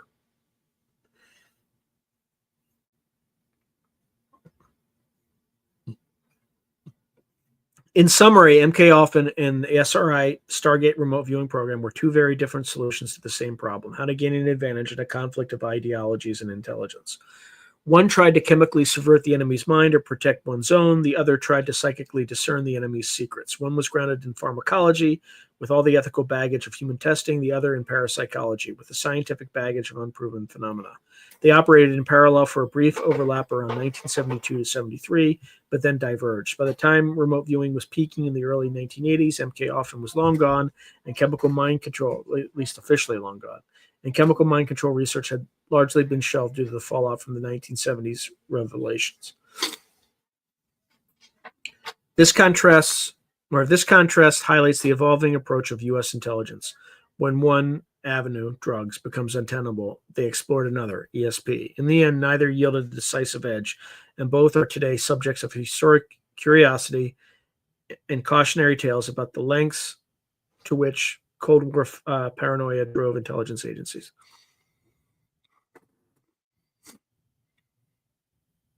All right, then there's the key figures in MK Ultra and related programs. The shadowy nature of programs like MK Ultra means few individual names were made public.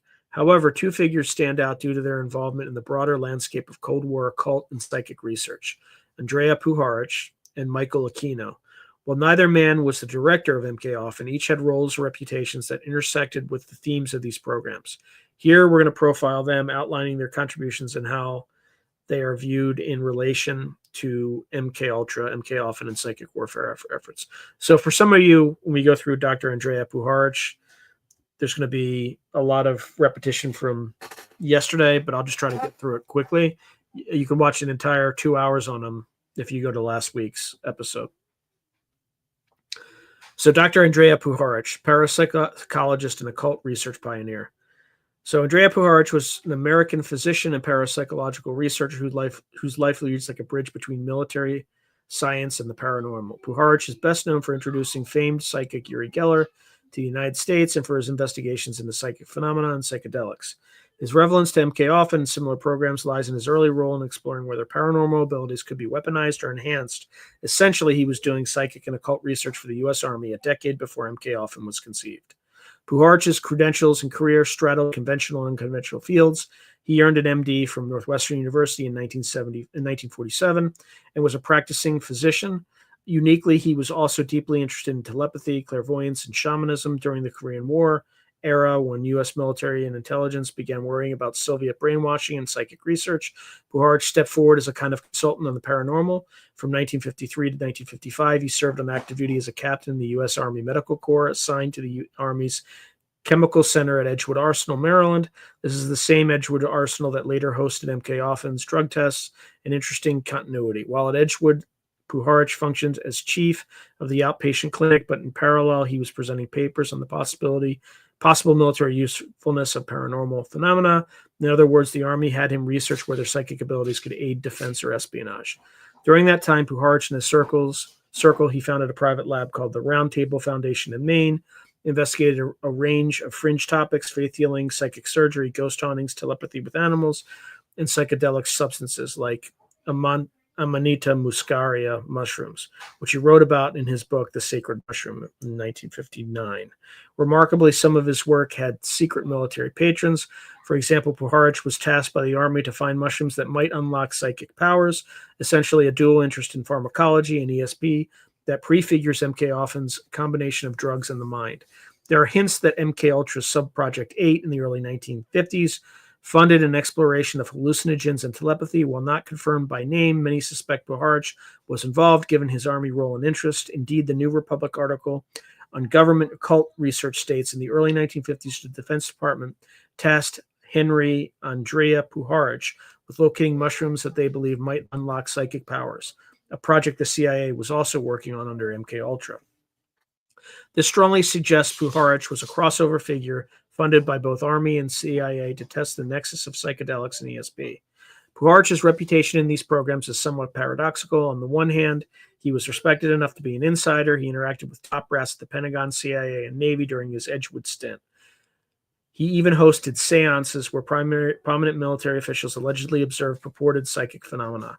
One notable story, in 1952, Puharich held a seance with an Indian mystic, during which a channeled entity called the Nine spoke, present where aerospace engineers and perhaps intelligence folks intrigued by such things. Okay. This sounds fantastical, but it's documented that Puharich indeed had a following in high places who were curious about the paranormal. On the other hand, many in the scientific community viewed him as a dubious character, too credulous, or even a charlatan.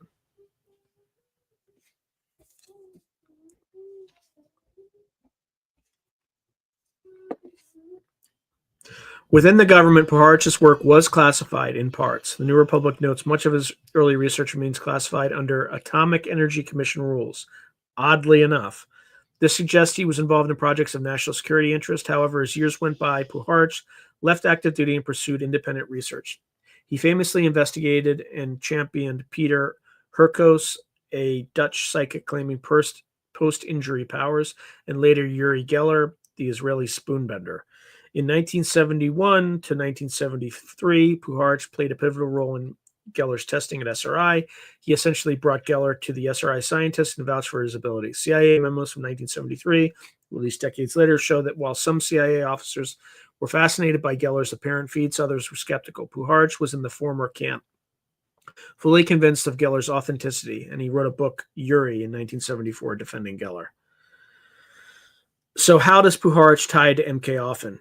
Directly, he does not appear in the declassified M.K. Offen files by name, but thematically, he was a trailblazer for exactly the kind of things M.K. Offen and related projects touched. Consider, M.K. Offen in the conspiracy version was about psychics and witches. Puharich had already worked with psychics and studied shamanic drugs decades before. It is not a stretch to guess that CIA and Army personnel involved in M.K. Offen knew of Puharich's work or even consulted him informally. For instance, Dr. Stephen Aldrich of CIA ORD, who ran MK Offen, had been part of Project Artichoke in the 1950s, which overlapped with Puharich's era.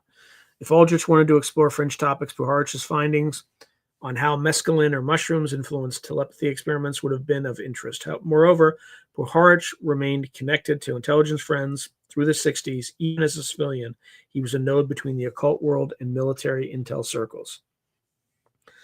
In terms of reputation, Puharich's reputation is mixed. To believers and some insiders, he was a visionary who courageously researched areas others would not. They credited him for discoveries like introducing psychic surgery, though he later debunked a fraudulent medium in one case, and early work on extremely low frequency waves affecting the brain. He wrote about Soviet ELF mind control beams in the 1970s, a topic that foreshadowed later HARP conspiracy theories. To skeptics, Puharich was at best naive, at worst a fraud. Many scientists dismissed the dramatic seances and UFO contacts he claimed. He seriously wrote that he was in touch with extraterrestrial intelligences who communicated through the Nine. Even Uri Geller, while grateful to Puharich, distanced himself a bit from Puharich's more outlandish claims like alien communications. Within the government, he was probably seen as useful but eccentric. The fact that much of his army-related work remained classified hints that it was taken seriously enough to conceal, even if it yielded little. He certainly influenced a generation of intel officers to consider the paranormal. For instance, Major General Albert Stubblebine, head of Army intelligence in the early 1980s and a champion of remote viewing, was reportedly a believer in some of Puharich's theories like psychotronics. In the context of MK Offen, one could surmise Puharich was something of a spiritual predecessor to its more far-out pursuits. If MK Offen indeed forayed into the occult, it was following trails blazed by Puharich in the 50s and 60s. His presence at Edgewood in the 1950s is an interesting historical rhyme. The same base where Puharich spoke of telepathy later hosted MK Offen's drug trials. It suggests a continuum of thought that maybe someone in 1968 at Edgewood remembered Dr. Puharich's weird seminars and thought it worth revisiting. In summary, Andrea Puharich stands as a pioneering, if controversial, figure who brought occult and psychic ideas into U.S. military research long before it was mainstream to do so. He is often rumored to have been involved in MK Ultra subprojects, though specific documentation is sparse due to code names. Regardless, his influence is such that any discussion of CIA occult connections brings up his name. He exemplifies the overlap of scientist, soldier, and mystic, exactly the blend that fuels MK Often lore. All right. We're going to get into Lieutenant Colonel Michael A. Aquino very shortly. So let me get a drink and take a breath. Again, I said there was a lot. I have like 11 pages left, folks.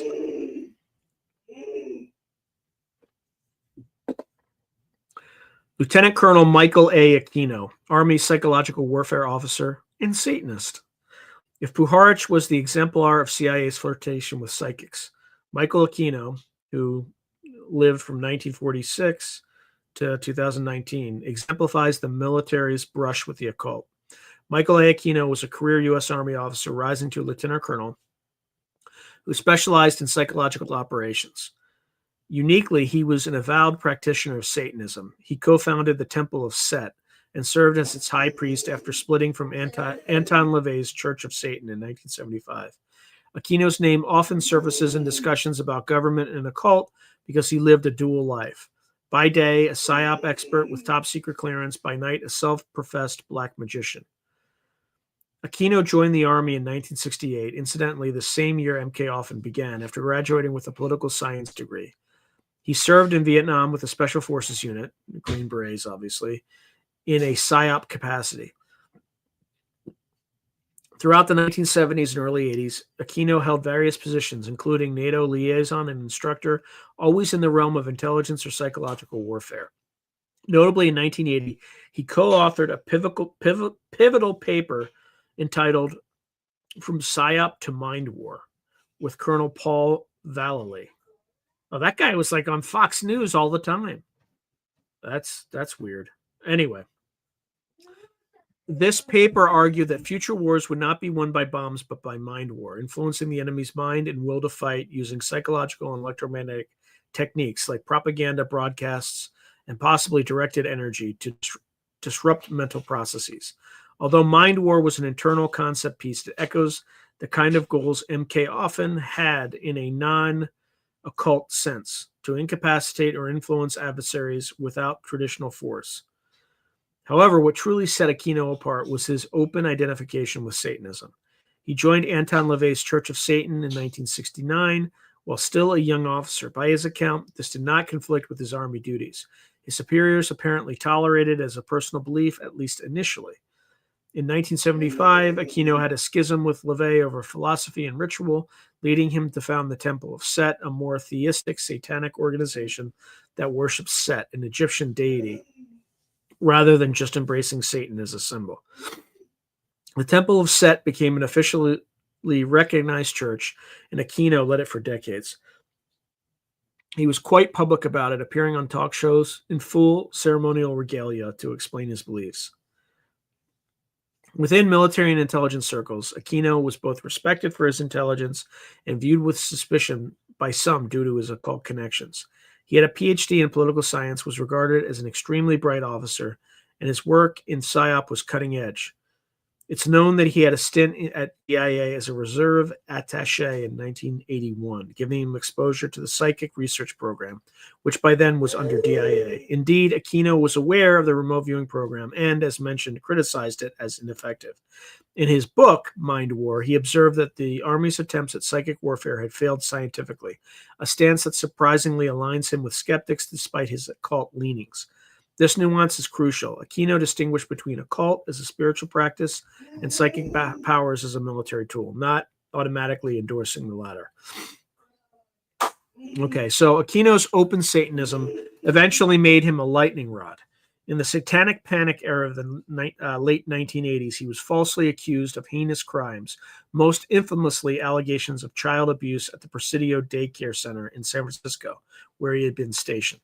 The accusations were never substantiated. Law enforcement cleared Aquino and no charges were filed, but the ordeal cast a long shadow to many conspiracy theorists. The allegations, though unproven, cemented Aquino as a sinister figure bridging government mind control and occult ritual abuse. Aquino himself maintained his innocence and argued that he was targeted due to his religion. The case did drive him to retire from active duty in 1990, presumably because the negative press made his position untenable despite lack of evidence of wrongdoing. Michael Aquino was not directly involved in MKUltra or MK-Often. Those were before his time or outside his agency purview. However, in the 1980s, he did become tangentially involved with a remote viewing Stargate program. For example, he was acquainted with Major Ed Dames and others in the Grow Flame unit at Fort Meade. Some insiders recount that Aquino attended at least one gathering with the remote viewers, and he reportedly attempted a remote viewing session himself, but found it wanting. As per one Substack summary, Aquino does not appear to have worked at the SRI portion of the RV program and may have rankled some feathers by publicly dismissing RV as ineffective. So rather interestingly, Aquino's occult stance did not translate to support for the government's ESP research. He seemed to prefer more direct psychological methods, propaganda, fear inducement, etc., akin to what a PSYOP officer would use. Where Aquino does conceptually link to MK-Often is in the notion that intelligence agencies were willing to consider occult or arcane ideas. In the timeline given by Kenneth Haidt, MK-Often is about when Army intelligence officer Aquino joins Anton LaVey's Church of Satan, by the way. Haidt juxtaposes those events, hinting that by the late 60s, early 70s, even military officers were exploring occultism, reflecting a culture where the occult had penetrated the defense sphere's imagination. Indeed, the Temple of Set in the 1980s attracted a number of Army and some intelligence community members seeking an alternative spirituality. This raised eyebrows about potential influence on military thinking. Some conspiracy authors insinuate that Aquino might have inserted occult concepts into PSYOP or mind control programs, for instance. His Temple of Set was very interested in psychodrama and ritual as tools of self-transformation, which parallels how psychological operations aim to shape perception. But there's no evidence that the Army formally incorporated any of Aquino's occult practices. Nonetheless, Aquino's presence gave fuel to those who suspect a nefarious undercurrent. Quote, if a Satanist was a high-ranking PSYOP officer, could he have used black magic in military programs? End quote. This question is often asked by conspiracy theorists. The factual answer appears to be no, not in any sanctioned way. Aquino's Mind War paper, for example, though it uses somewhat esoteric language, advocates scientifically grounded techniques like elf wave generation rather than spells or rituals. He essentially saw technology and psychology, not demons, as tools of future warfare. Ironically, that places him closer to a rationalist approach despite his mystical religion. In interviews and writings, Aquino said his satanic beliefs were personal and did not conflict with serving the U.S. Indeed, he took an oath to the Constitution, and he argued one can be an ethical Satanist and loyal officer. Among those who study these programs, Aquino is regarded as a provocative figure who embodies the edge cases. He added legitimacy in a sense to the idea that occult ideas existed within the military. After all, he was a credentialed officer openly embracing occult philosophy, something unthinkable in earlier decades. Some have speculated that his interest might have led him to review MKUltra, MK-Often documents, or that he knew of undisclosed experiments. There's no direct proof of that. However, there was at least one FOIA request in 2004 specifically asking the CIA for files on Michael Aquino and the Temple of Set in various mind control projects. The fact that researchers lump him in with MK-Often and FOIA requests show how he's perceived as part of that mosaic, even if by chronology he wasn't. To summarize Michael Aquino's profile, he was a brilliant but controversial Army mind war specialist who brought legitimacy to occultism in military circles, but by his personal example. He did not run MK-Often or MK-Ultra, but his career intersected the tail end of these endeavors. His Temple of Set involvement, combined with his senior clearance, made him a figure of endless intrigue. In the narrative of Cold War occult programs, Aquino represents the internal interest, the idea that some within the defense establishment personally dabbled in occult practice, lending plausibility to theories that the institutions might explore it as well. And unlike Puharich, Aquino was an insider to policy, writing concept papers like Mind War. Thus, while evaluating MK Ultra, we consider Aquino's presence as an indicator of the era's open-mindedness to esoteric ideas among some defense and intellectuals. His legacy is twofold. One, in official history for influencing psychological operations thinking, and two, in fringe history as a supposed architect of satanic government mind control, an accusation not borne out by evidence but popular in some circles. Both Puharich and Aquino, in their very different ways, illuminate the human element of these programs, passionate individuals whose personal beliefs in the paranormal or the satanic brought an extra dimension to Cold War intelligence efforts.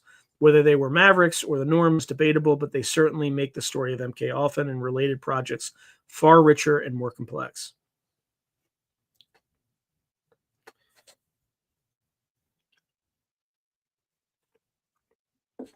So, occult and esoteric influences on U.S. intelligence in the Cold War.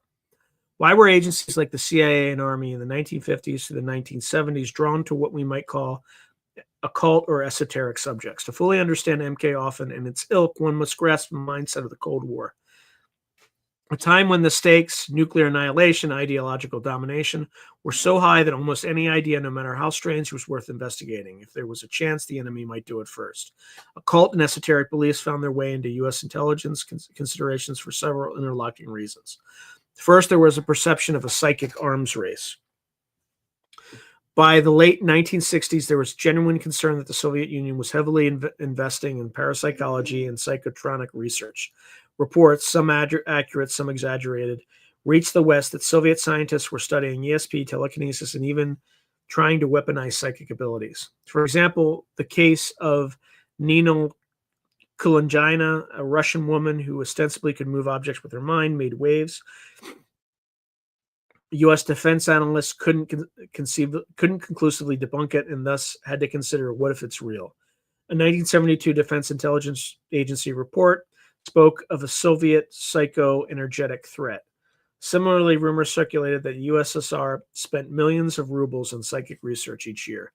This led to an ESP gap fear, akin to the missile gap fears. The reaction was predictable. U.S. intelligence felt compelled to catch up. If the Kremlin was recruiting psychics, the CIA could too, even if privately many agents were skeptical. This dynamic directly fueled the Stargate remote viewing program and indirectly validated looking into any unusual human ability or influence, occult included. In other words, it became a matter of national security pragmatism. We can't afford to ignore this area if our adversary is exploring it. Woo! Then, of course, you have historical precedents like Nazi occultism.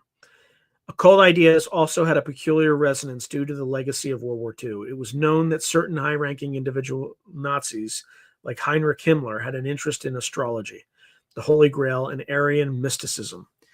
The Nazi Occult Bureau lore, while often exaggerated, was taken seriously enough that Allied intelligence noted it. After the war, as the U.S. brought over Nazi scientists in Operation Paperclip, some fringe theories came along or were at least documented.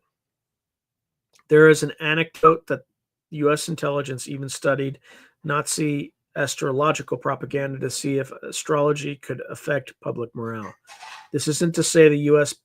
became a cult because the Nazis did, but the awareness that an enemy had dabbled in it kept the topic on the table. Plus, the early CIA and military intelligence cadres in the 1950s were aware of projects like the Stargazer program, a rumored World War II British intel astrology project. By the 1970s, people like Michael Aquino visiting Wewelsburg Castle, Wewelsburg Castle, which was Himmler's supposed magical HQ for inspiration, shows that the symbolic power of occult and warfare was alive, at least in individuals' minds. Then you also had cultural and counterculture influences. Domestically, in the 1960s, counterculture boom made occult and esoteric topics mainstream. The CIA and Army could not have been ignorant of the explosion of interest in Eastern mysticism, psychedelic spiritual exploration, witchcraft revival, and New Age beliefs in American society. Some CIA staff themselves were surely curious. Recall that in MK Ultra's LSD experiments, many CIA employees took LSD. Some, like Agent Al Hubbard, became almost mystical evangelists for it. As the public explored consciousness expansion, transcendental meditation, astral projection, etc., it's likely that a few open-minded intelligence of officers thought, is there something here we can use? Occult ideas were in the air. By 1970, you had best-selling books in the Bermuda Triangle, The Age of Aquarius, Meme, and people bending spoons on TV. This cultural saturation could lower skepticism within agencies and at least make them open to trials. M.K. Offin's alleged recruitment of fortune tellers and witches occurred in 1969 to 1971, right when the Woodstock generation had made tarot cards and witch covens almost fashionable. An army officer in 1950 might scoff at consulting a witch. In 1970, he might think, well, stranger things have happened. Let's see. In short, the milieu of the late 60s, early 70s eroded the taboo around occult subjects, even in bureaucratic settings. Additionally, you had direct interest by certain intelligence leaders. Sometimes it comes down to personalities. We've seen that Dr. Stephen Aldrich, CIA/ORD, had a background in artichoke and might have personally been more intrigued by fringe science than his predecessor, Gottlieb. Also, CIA's Office of Technical Services, OTS in the 1970s had individuals like Dr. Christopher Kit Green, who quietly kept tabs on paranormal claims. He's the head of the Weird Desk at that time. Meanwhile, in the Army, Major General Stubblebine in the 1980s was famously gung-ho about walking through walls and trading Jedi warriors. He was an advocate for the remote viewing unit and other psychokinetic experiments. These people at high levels gave institutional cover to exploring weird topics in M.K. Offin's time. If we consider that Helms allowed it and funded it, that implies Helms, though by no means an occult believer, was willing to let his science advisors roam free. Sidney Gottlieb himself was an odd character, known as a poisoner. He also had a spiritual side. In later life, he became sort of a hippie goat farmer. He enjoyed the nickname Black Sorcerer, partly for his clandestine skill, but some anecdotes say he hosted hypnotist gatherings and was open to mysticism. Gottlieb once allegedly experimented with a microwave voice-to-skull device to project sounds into an adversary's head, something that borders on science fiction or techno-occult, as one might say. So leadership, tolerance, or fascination mattered. Then there was psychological warfare value of occultism. There's a more practical angle too. Even if the occult isn't real, belief in the occult can be exploited.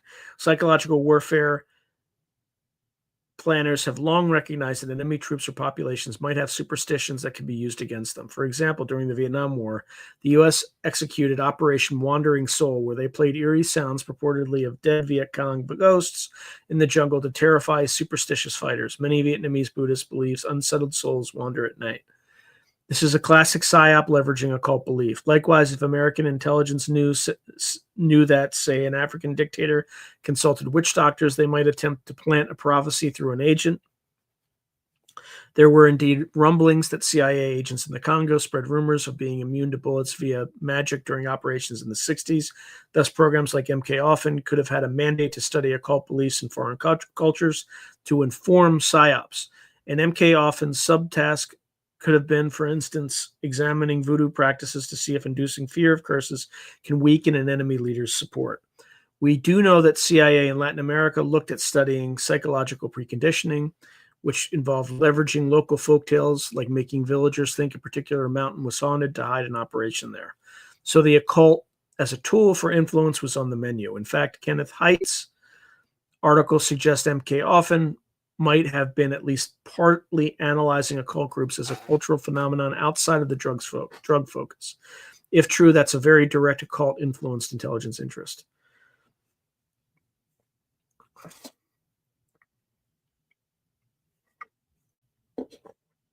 Then there's Cold War ideology and the unknown. The Cold War was fundamentally a clash of ideologies, capitalism versus communism, but it had a quasi-religious fervor. Each side cast the other in almost demonic terms. It's not surprising that language of possession or brainwashing took hold.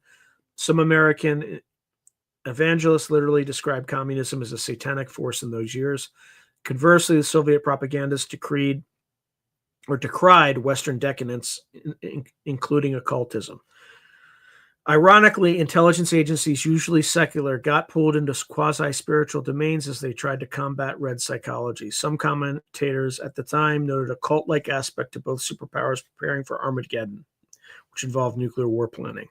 In this charged atmosphere, exploring fringe spiritual realms could also be rationalized as understanding the enemy's mindset or discovering new ideological weapons. For example, the U.S. Army's interest in human potential movement techniques like EST, primal scream therapy, etc., for resilience training was an outgrowth of this atmosphere, blending psychology with quasi-spiritual personal growth to create more effective soldiers or spies to outdo the regimented communist man.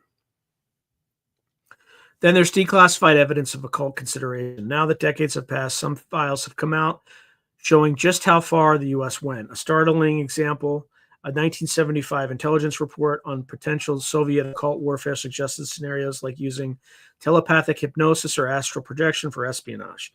Another in the 1960s, the CIA's counterintelligence staff studied UFO reports for possible psychological warfare use, as revealed by the 1990s declassification of the Robertson panel findings. While UFOs are distinct from occult, they fall into the esoteric category, and indeed CIA was interested in UFO beliefs as a mass control variable. For instance, could UFO scares be engineered to influence populations? Many UFO researchers tie MK Ultra into this, hypothesizing a connection to study UFOs, UFO cults, or contactees. Again, evidence is thin, but that it's pondered shows how anything fringe was fair game. To wrap up, during the Cold War, occult and esoteric ideas influenced U.S. intelligence mainly through fear of Soviet advances and a willingness to experiment beyond the bounds of orthodox science. The intelligence community took a temporarily open-minded approach. Open your mind, but watch your back could have been the motto. They opened the door to the occult just enough to see if something useful slithered out. By the end of the Cold War, much of this interest had faded as results proved lackluster and the scientific rigor reasserted itself. The 1996 dissolution of Stargate, and the earlier termination of drug programs indicate a retreat to more conventional methods. But for a couple of decades, the veil between national security and the supernatural was tantalizingly thin. MK often stands as a testament to that peculiar moment when CIA analysts and Army colonels might consult a medium or douse a witch's brew, not because they believed in magic per se, but because what if it worked and the other side beat them to it? So in conclusion, Project MK often remains one of the more enigmatic chapters in U.S. intelligence history, a program born from the legacy of MK Ultra, reaching into the realms of psychedelics and possibly even sorcery, and then snuffed out just as oversight and public scrutiny caught up with the intelligence agencies. Through this deep dive, we've drawn a picture of MK Ultra's origins, objectives, operations, and terminations based on the best available evidence. In doing so, we have distinguished between the well-documented facts, a joint CIA-Army drug testing program in the 1960s aimed at behavior modification, and the speculative lore that has grown around it. Tales of black magic and demonic consultations, which, while captivating, rely on scant proof. What we know with confidence is that MK Ultra was fundamentally an exercise in applied toxicology and behavioral science. In a Cold War context, it extended the work of MK Ultra by systematically testing new chemical agents on both animals and human volunteers, prisoners, and soldiers, building a database of tens of thousands of substances. Its goals were as practical as they were unsettling: to find chemical means to alter or disrupt the human mind, whether to incapacitate a target or to defend against an enemy's attempt to do the same. The program yielded copious data and likely advanced pharmacological knowledge, some of which no doubt found later use in fields like riot control agents or medical sedatives. Yet, like MK Ultra, it did not deliver a mind control panacea. By early 1973, under pressure of impending reforms, MK Ultra was abruptly terminated, and its records consigned to discretion on orders of CIA leadership. The secrets it held, both scientific and perhaps arcane, nearly vanished into oblivion, save for a few surviving documents and the recollections of those involved. What remains ambiguous is the extent to which MK often ventured into true occult research. No declassified document explicitly shows CIA officials casting spells or summoning spirits under MK Offen's budget. However, credible sources like John Marks do hint that ORD under Aldrich at least considered some exotic avenues, such as the search for a stroke simulation drug, which veered into folklore, the Haitian zombie poison. And accounts from writers like Gordon Thomas, though unverified, underscore a truth about the area, that the barrier between hard science and occult superstition was more permeable than we might expect in a government program. It is plausible that at a minimum, MK often researchers consulted fringe practitioners or studied occult phenomena in an exploratory fashion, even if it never became a main thrust. In psychological warfare training around that time, officers were indeed taught to understand enemy cultural superstitions, so an MK often analyst picking the brain of an astrologer or witch for insights on human suggestibility is not far-fetched. In terms of assessing credibility, we find that the well-documented parts of MK often stand up to scrutiny. FOIA releases and Senate investigations corroborate each other on the basics. Meanwhile, the more outlandish claims lack corroboration and likely reflect the personal anecdotes or imaginative reconstructions of authors operating without access to primary sources. It's telling that even within CIA, when asked in 1977 about behavioral research files, including parapsychology, the agency acknowledged dozens of boxes of material, indicating they had looked at almost everything, but subsequent revelations of that material through the 1990s and beyond still show an emphasis on drugs, hypnosis, and gadgets, not grimoires and pentagrams. Therefore, while we cannot entirely dismiss the occult anecdotes, because in intelligence sometimes truth is stranger than fiction, we must label them speculative and treat MK often primarily as a pharmacological program with perhaps a fringy side project or two. Comparatively, MK often's legacy is quieter but akin to MK Ultra's in cautionary value. Both programs exemplify how easily ethics can be sacrificed on the altar of national security. Scientists who, under other circumstances, would be advancing medicine instead administered harmful substances to unwitting or vulnerable subjects. The fact that MK often's human trials involved prisoner volunteers at Holmesburg, which was a captive population with constrained consent, and young soldiers who likely did not understand long-term risks, is a stark reminder of the abuses in the name of research. The termination of these programs in the 1970s and the ensuing regulations, like the establishment of institutional review boards for human test subjects, research across government agencies, were direct responses to such excesses. In that regard, MK often, MK Ultra, and their kin left an important reformative impact. They forced the intelligence and defense establishments to confront the moral limits of experimentation.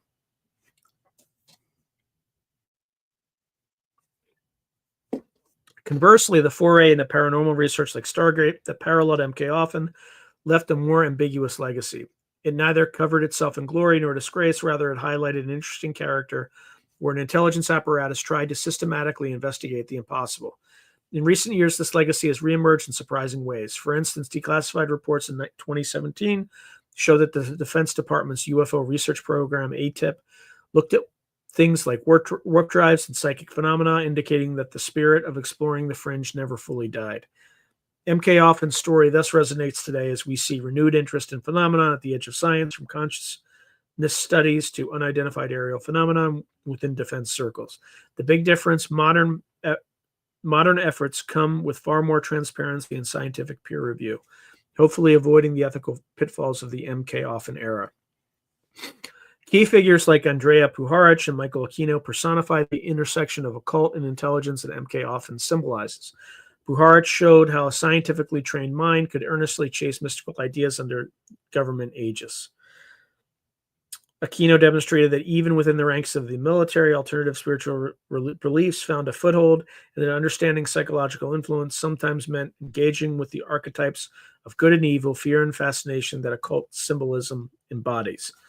Their profiles, as discussed, remind us that behind every program are individuals, often colorful, sometimes extreme, whose personal convictions can steer projects into novel territories.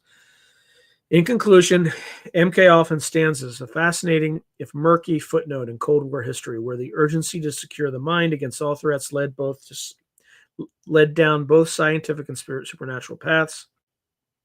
It underscores that adage that truth is stranger than fiction, had one suggested in 1940 that by 1970, the U.S. government would be testing hallucinogens on prisoners and consulting psychics about Soviet intentions, it would have sounded absurd. Yet by the height of the Cold War, these things happened or were seriously contemplated. M.K. Offen's tale is thus a narrative about the unbounded anxiety and ingenuity of the Cold War psyche, a time when confronted by an unknown and seemingly limitless enemy, we responded with an almost mythic ambition to conquer the unknown in ourselves and the world around us. From an evidence-driven standpoint, we emerge with a portrait of M.K. Offen as a late-stage MK Ultra offshoot focused on drug-based mind manipulation, entangled in the zeitgeist of occult curiosities, but anchored by the realities of toxicology experiments. We have highlighted where facts end and conjecture begins, given each their due weight. In doing so, this report not only clarifies what MK Offen was, but also why it has the ending mystique it does. It was a product of its time, a time when science, paranoia, and a dash of mysticism mixed in the crucible of national security. Studying MK Offen today offers more than just historical trivia. It serves as a sober reflection on intelligence methodologies. It prompts questioning about how intelligence agencies adapt to emerging, even fringe ideas, how they balance open-mindedness with rigor, and how they uphold ethical standards under the pressure of existential threats. As we venture further into the 21st century with new frontiers, cyber psychology, AI mind manipulation, etc., the story of MK Offen is a cautionary tale of innovation without oversight. At the same time, it's a human tale of brilliant, bizarre individuals and the lengths they will go in the pursuit of knowledge and power. Ultimately, MK Offen was terminated and largely buried, but its ghost, much like the restless psyche it sought to disturb, continues to haunt the imagination. And perhaps that is the final irony. A program rumored to summon demons wound up becoming a kind of demon itself in the American consciousness, a specter of what happens when the dark arts and dark ambitions of intelligence work converge. The truth of MK Offen may be far more mundane than the myths, but the fact that the myths exist and persist speaks to the deep cultural chord this subject strikes. In casting light on MK Offen, we better understand both the dangers of unrestrained clandestine science and the allure that the unknown holds, even for those whose job is to know everything. And that concludes the prepared remarks, or the prepared portion of this radio show. Man, that was a lot. I'm like sweating. That just is way too much. Let's see if I'm literally gonna race through these because I have about 6 minutes left. All right. Okay, Fred's making an app that makes short videos. Johnny Topside is saying the government seems nervous lately. They've been nervous for a while. Yeah, I think so. I think they know. Spiritual ascension is like they know we're coming for them, Johnny.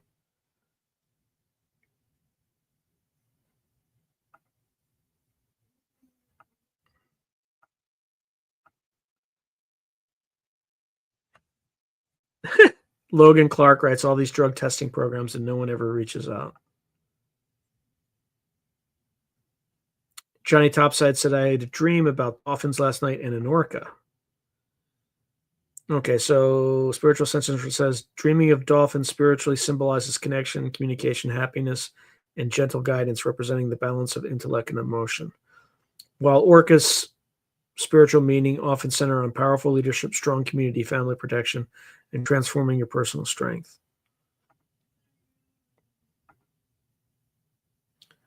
Now, I don't know what ibogaine is, actually. I would have to look it up, but I don't have much time left. I have like 5 minutes. But tetrodotoxin is the zombie powder. That's the one from the Serpent and the Rainbow. All right, Logan's already on it. Apparently, ibogaine is a hallucinogen, but it makes you super suggestible, he says. Interesting. It helps with opioid addiction. Did not know that.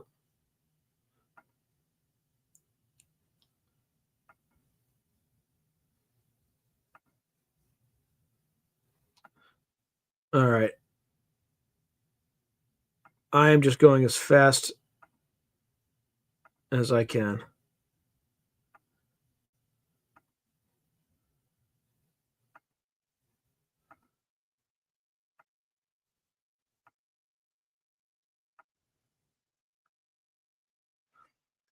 Jilly Bean is saying, does MK Ultra, MK Often type testing still exist in the American? Yeah, probably. I would be surprised if it didn't.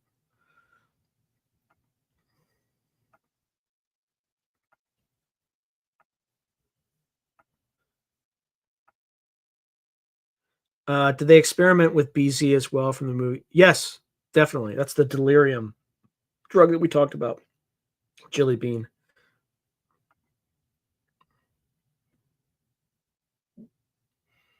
Yeah, I mean, like currency it's a belief. That's all it is. It's a religion. If we didn't ascribe value to money, the financial system would collapse.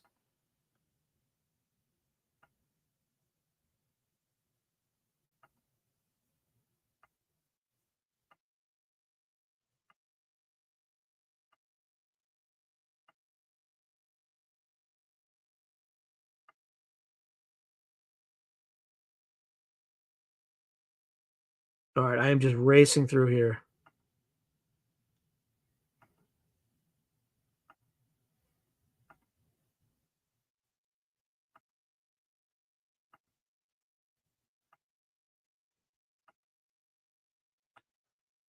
Yeah, my apologies for racing through this, but again, I have like 2 minutes left, and I am exhausted after going through that. Oh, we're a loosh farm, apparently. Spiritual Ascension says we're a loosh farm.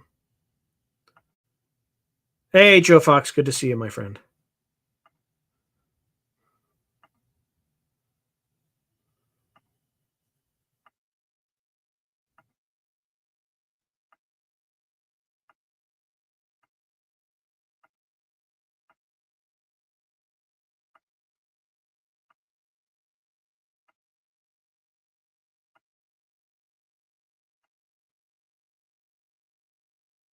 Okay, so Spiritual Ascension is saying I'm currently reading the Ugaritic Cycle of Baal, aka Baal, aka Baal Allah,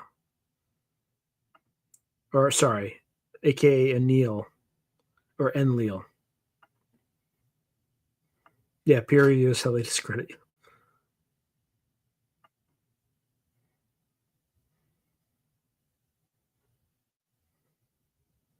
Hey, thank you, NECA, who's saying important conversation to have. Too few are going there. Big thumbs up. Thank you, my friend. Hey, thank you, Heidi. Yeah, it's my 85th uh radio episode. I have another, I think, 420 episodes of interviews that independent of that they're already up, but not all of them have aired because I like to keep a bit of an inventory. Hey, King James, good to see you. All in recent days, though, my views have tripled. Like my daily views have tripled. I don't know what's driving that, but I'll take it. It was after I had that owl experience. There's a whole other layer to that too, by the way. I haven't had time to get into it.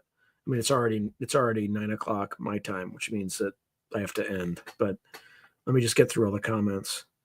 Yeah, I needed. I had like 30 pages of material to blast through, so I needed extra. Hey, Pix, good to see you.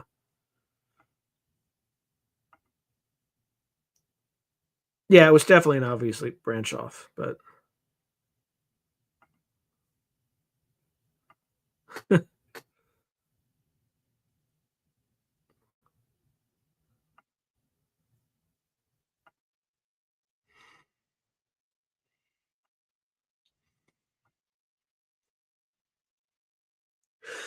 yeah, excuse me. Ah, did I find the Russian documents often was? I mean, no. I mean, even if I did, I wouldn't be able to do anything with them. Yeah, Kino. Oh yeah, definitely. There was Pair, the paranormal. I forget what it stands for at Princeton, and then Duke also had a lab, and the University of Virginia had one too. I think.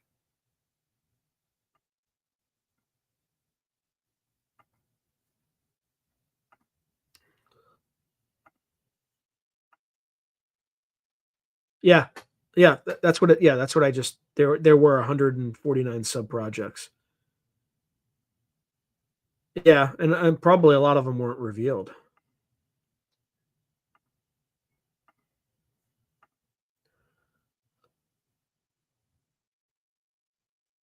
No, they won't have to pay anything back. That's for sure. Yeah, do thieves pay people back? No, that's what's spiritual.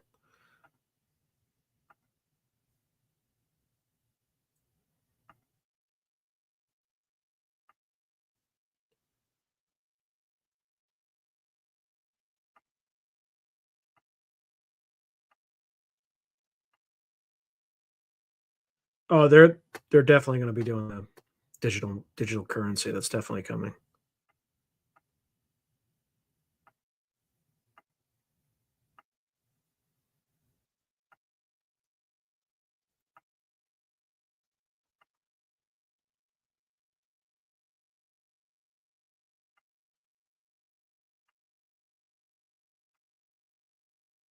Yeah, Solite US Expat says congratulations on hitting 16,000 subscribers.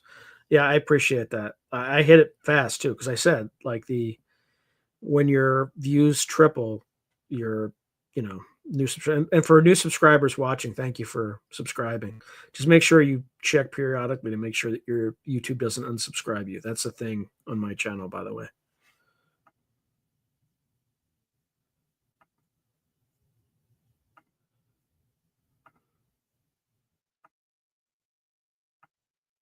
Oh man.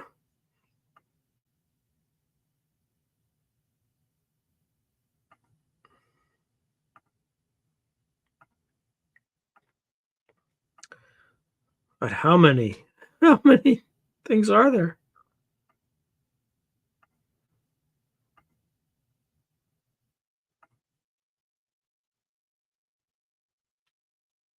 Huh. So Spiritual Ascension writes, look into Kathy O'Brien's MK Ultra testimony. They did all sorts of messed up stuff to her and her daughter, hunting parties, SRA, etc. So freaking evil, so sad. Yeah, thank you, Spiritual Ascension. I am exhausted. Thank you, DJ Narcan. He's right. It's great breakaway. Michael Kenny said CIA developed SV40. Also, don't forget. Oh, that's simian virus. Yeah, yeah. Scott Ian saying I had a raptor dream last night. Someone left it with me chained to my arm. Yeah, I had another friend who texted me this morning that when he was driving home, there was an owl that flew over his car. There's a lot of that stuff going on. Open Door Policy Podcast. Thank you very much. So, Open Door Policy Podcast says they use psychedelics for PTSD treatment on vets here in Canada. It's going to be the standard for mental health care in the world very soon. Gateway is same. Yeah, I think the U.S. federal government kind of put everything on. I forget what it's called, but basically wanted to prevent people from using it because it would hurt. Thank you. I appreciate that, Dusty. Hey, Blue Cruise, good to see you. I hope. I mean, I need to grow a lot faster to make this like a permanent thing. Hey, Pavlos, good to see you.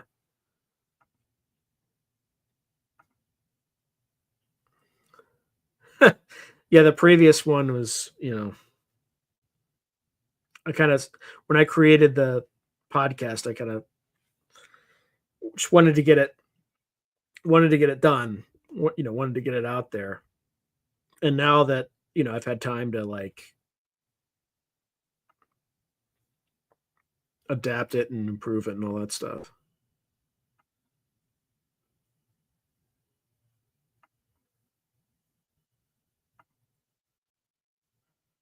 All right. Thank you, Ginger Norseman. I appreciate that, brother. He writes, cheers for a cracking stream. Hey, UFO 411. Good to see you. All right. Oh, my Lord. Like 6 minutes over. So, everyone, have a great rest of your weekend.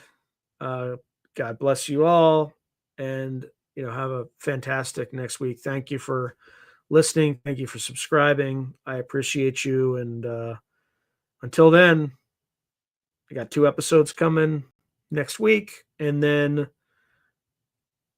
I'll figure out. Illuminati Mind Controlled Slave by Fritz Springmeier is a great book. You have to check that out. Hello back. All right. Anyway, I'll see you all again. 2 episodes coming next week as usual, and then I'll see you next weekend for a topic to be determined. I kind of come up with these things pretty quickly, so I'll figure it out at some point. Anyway, thank you all, and talk soon.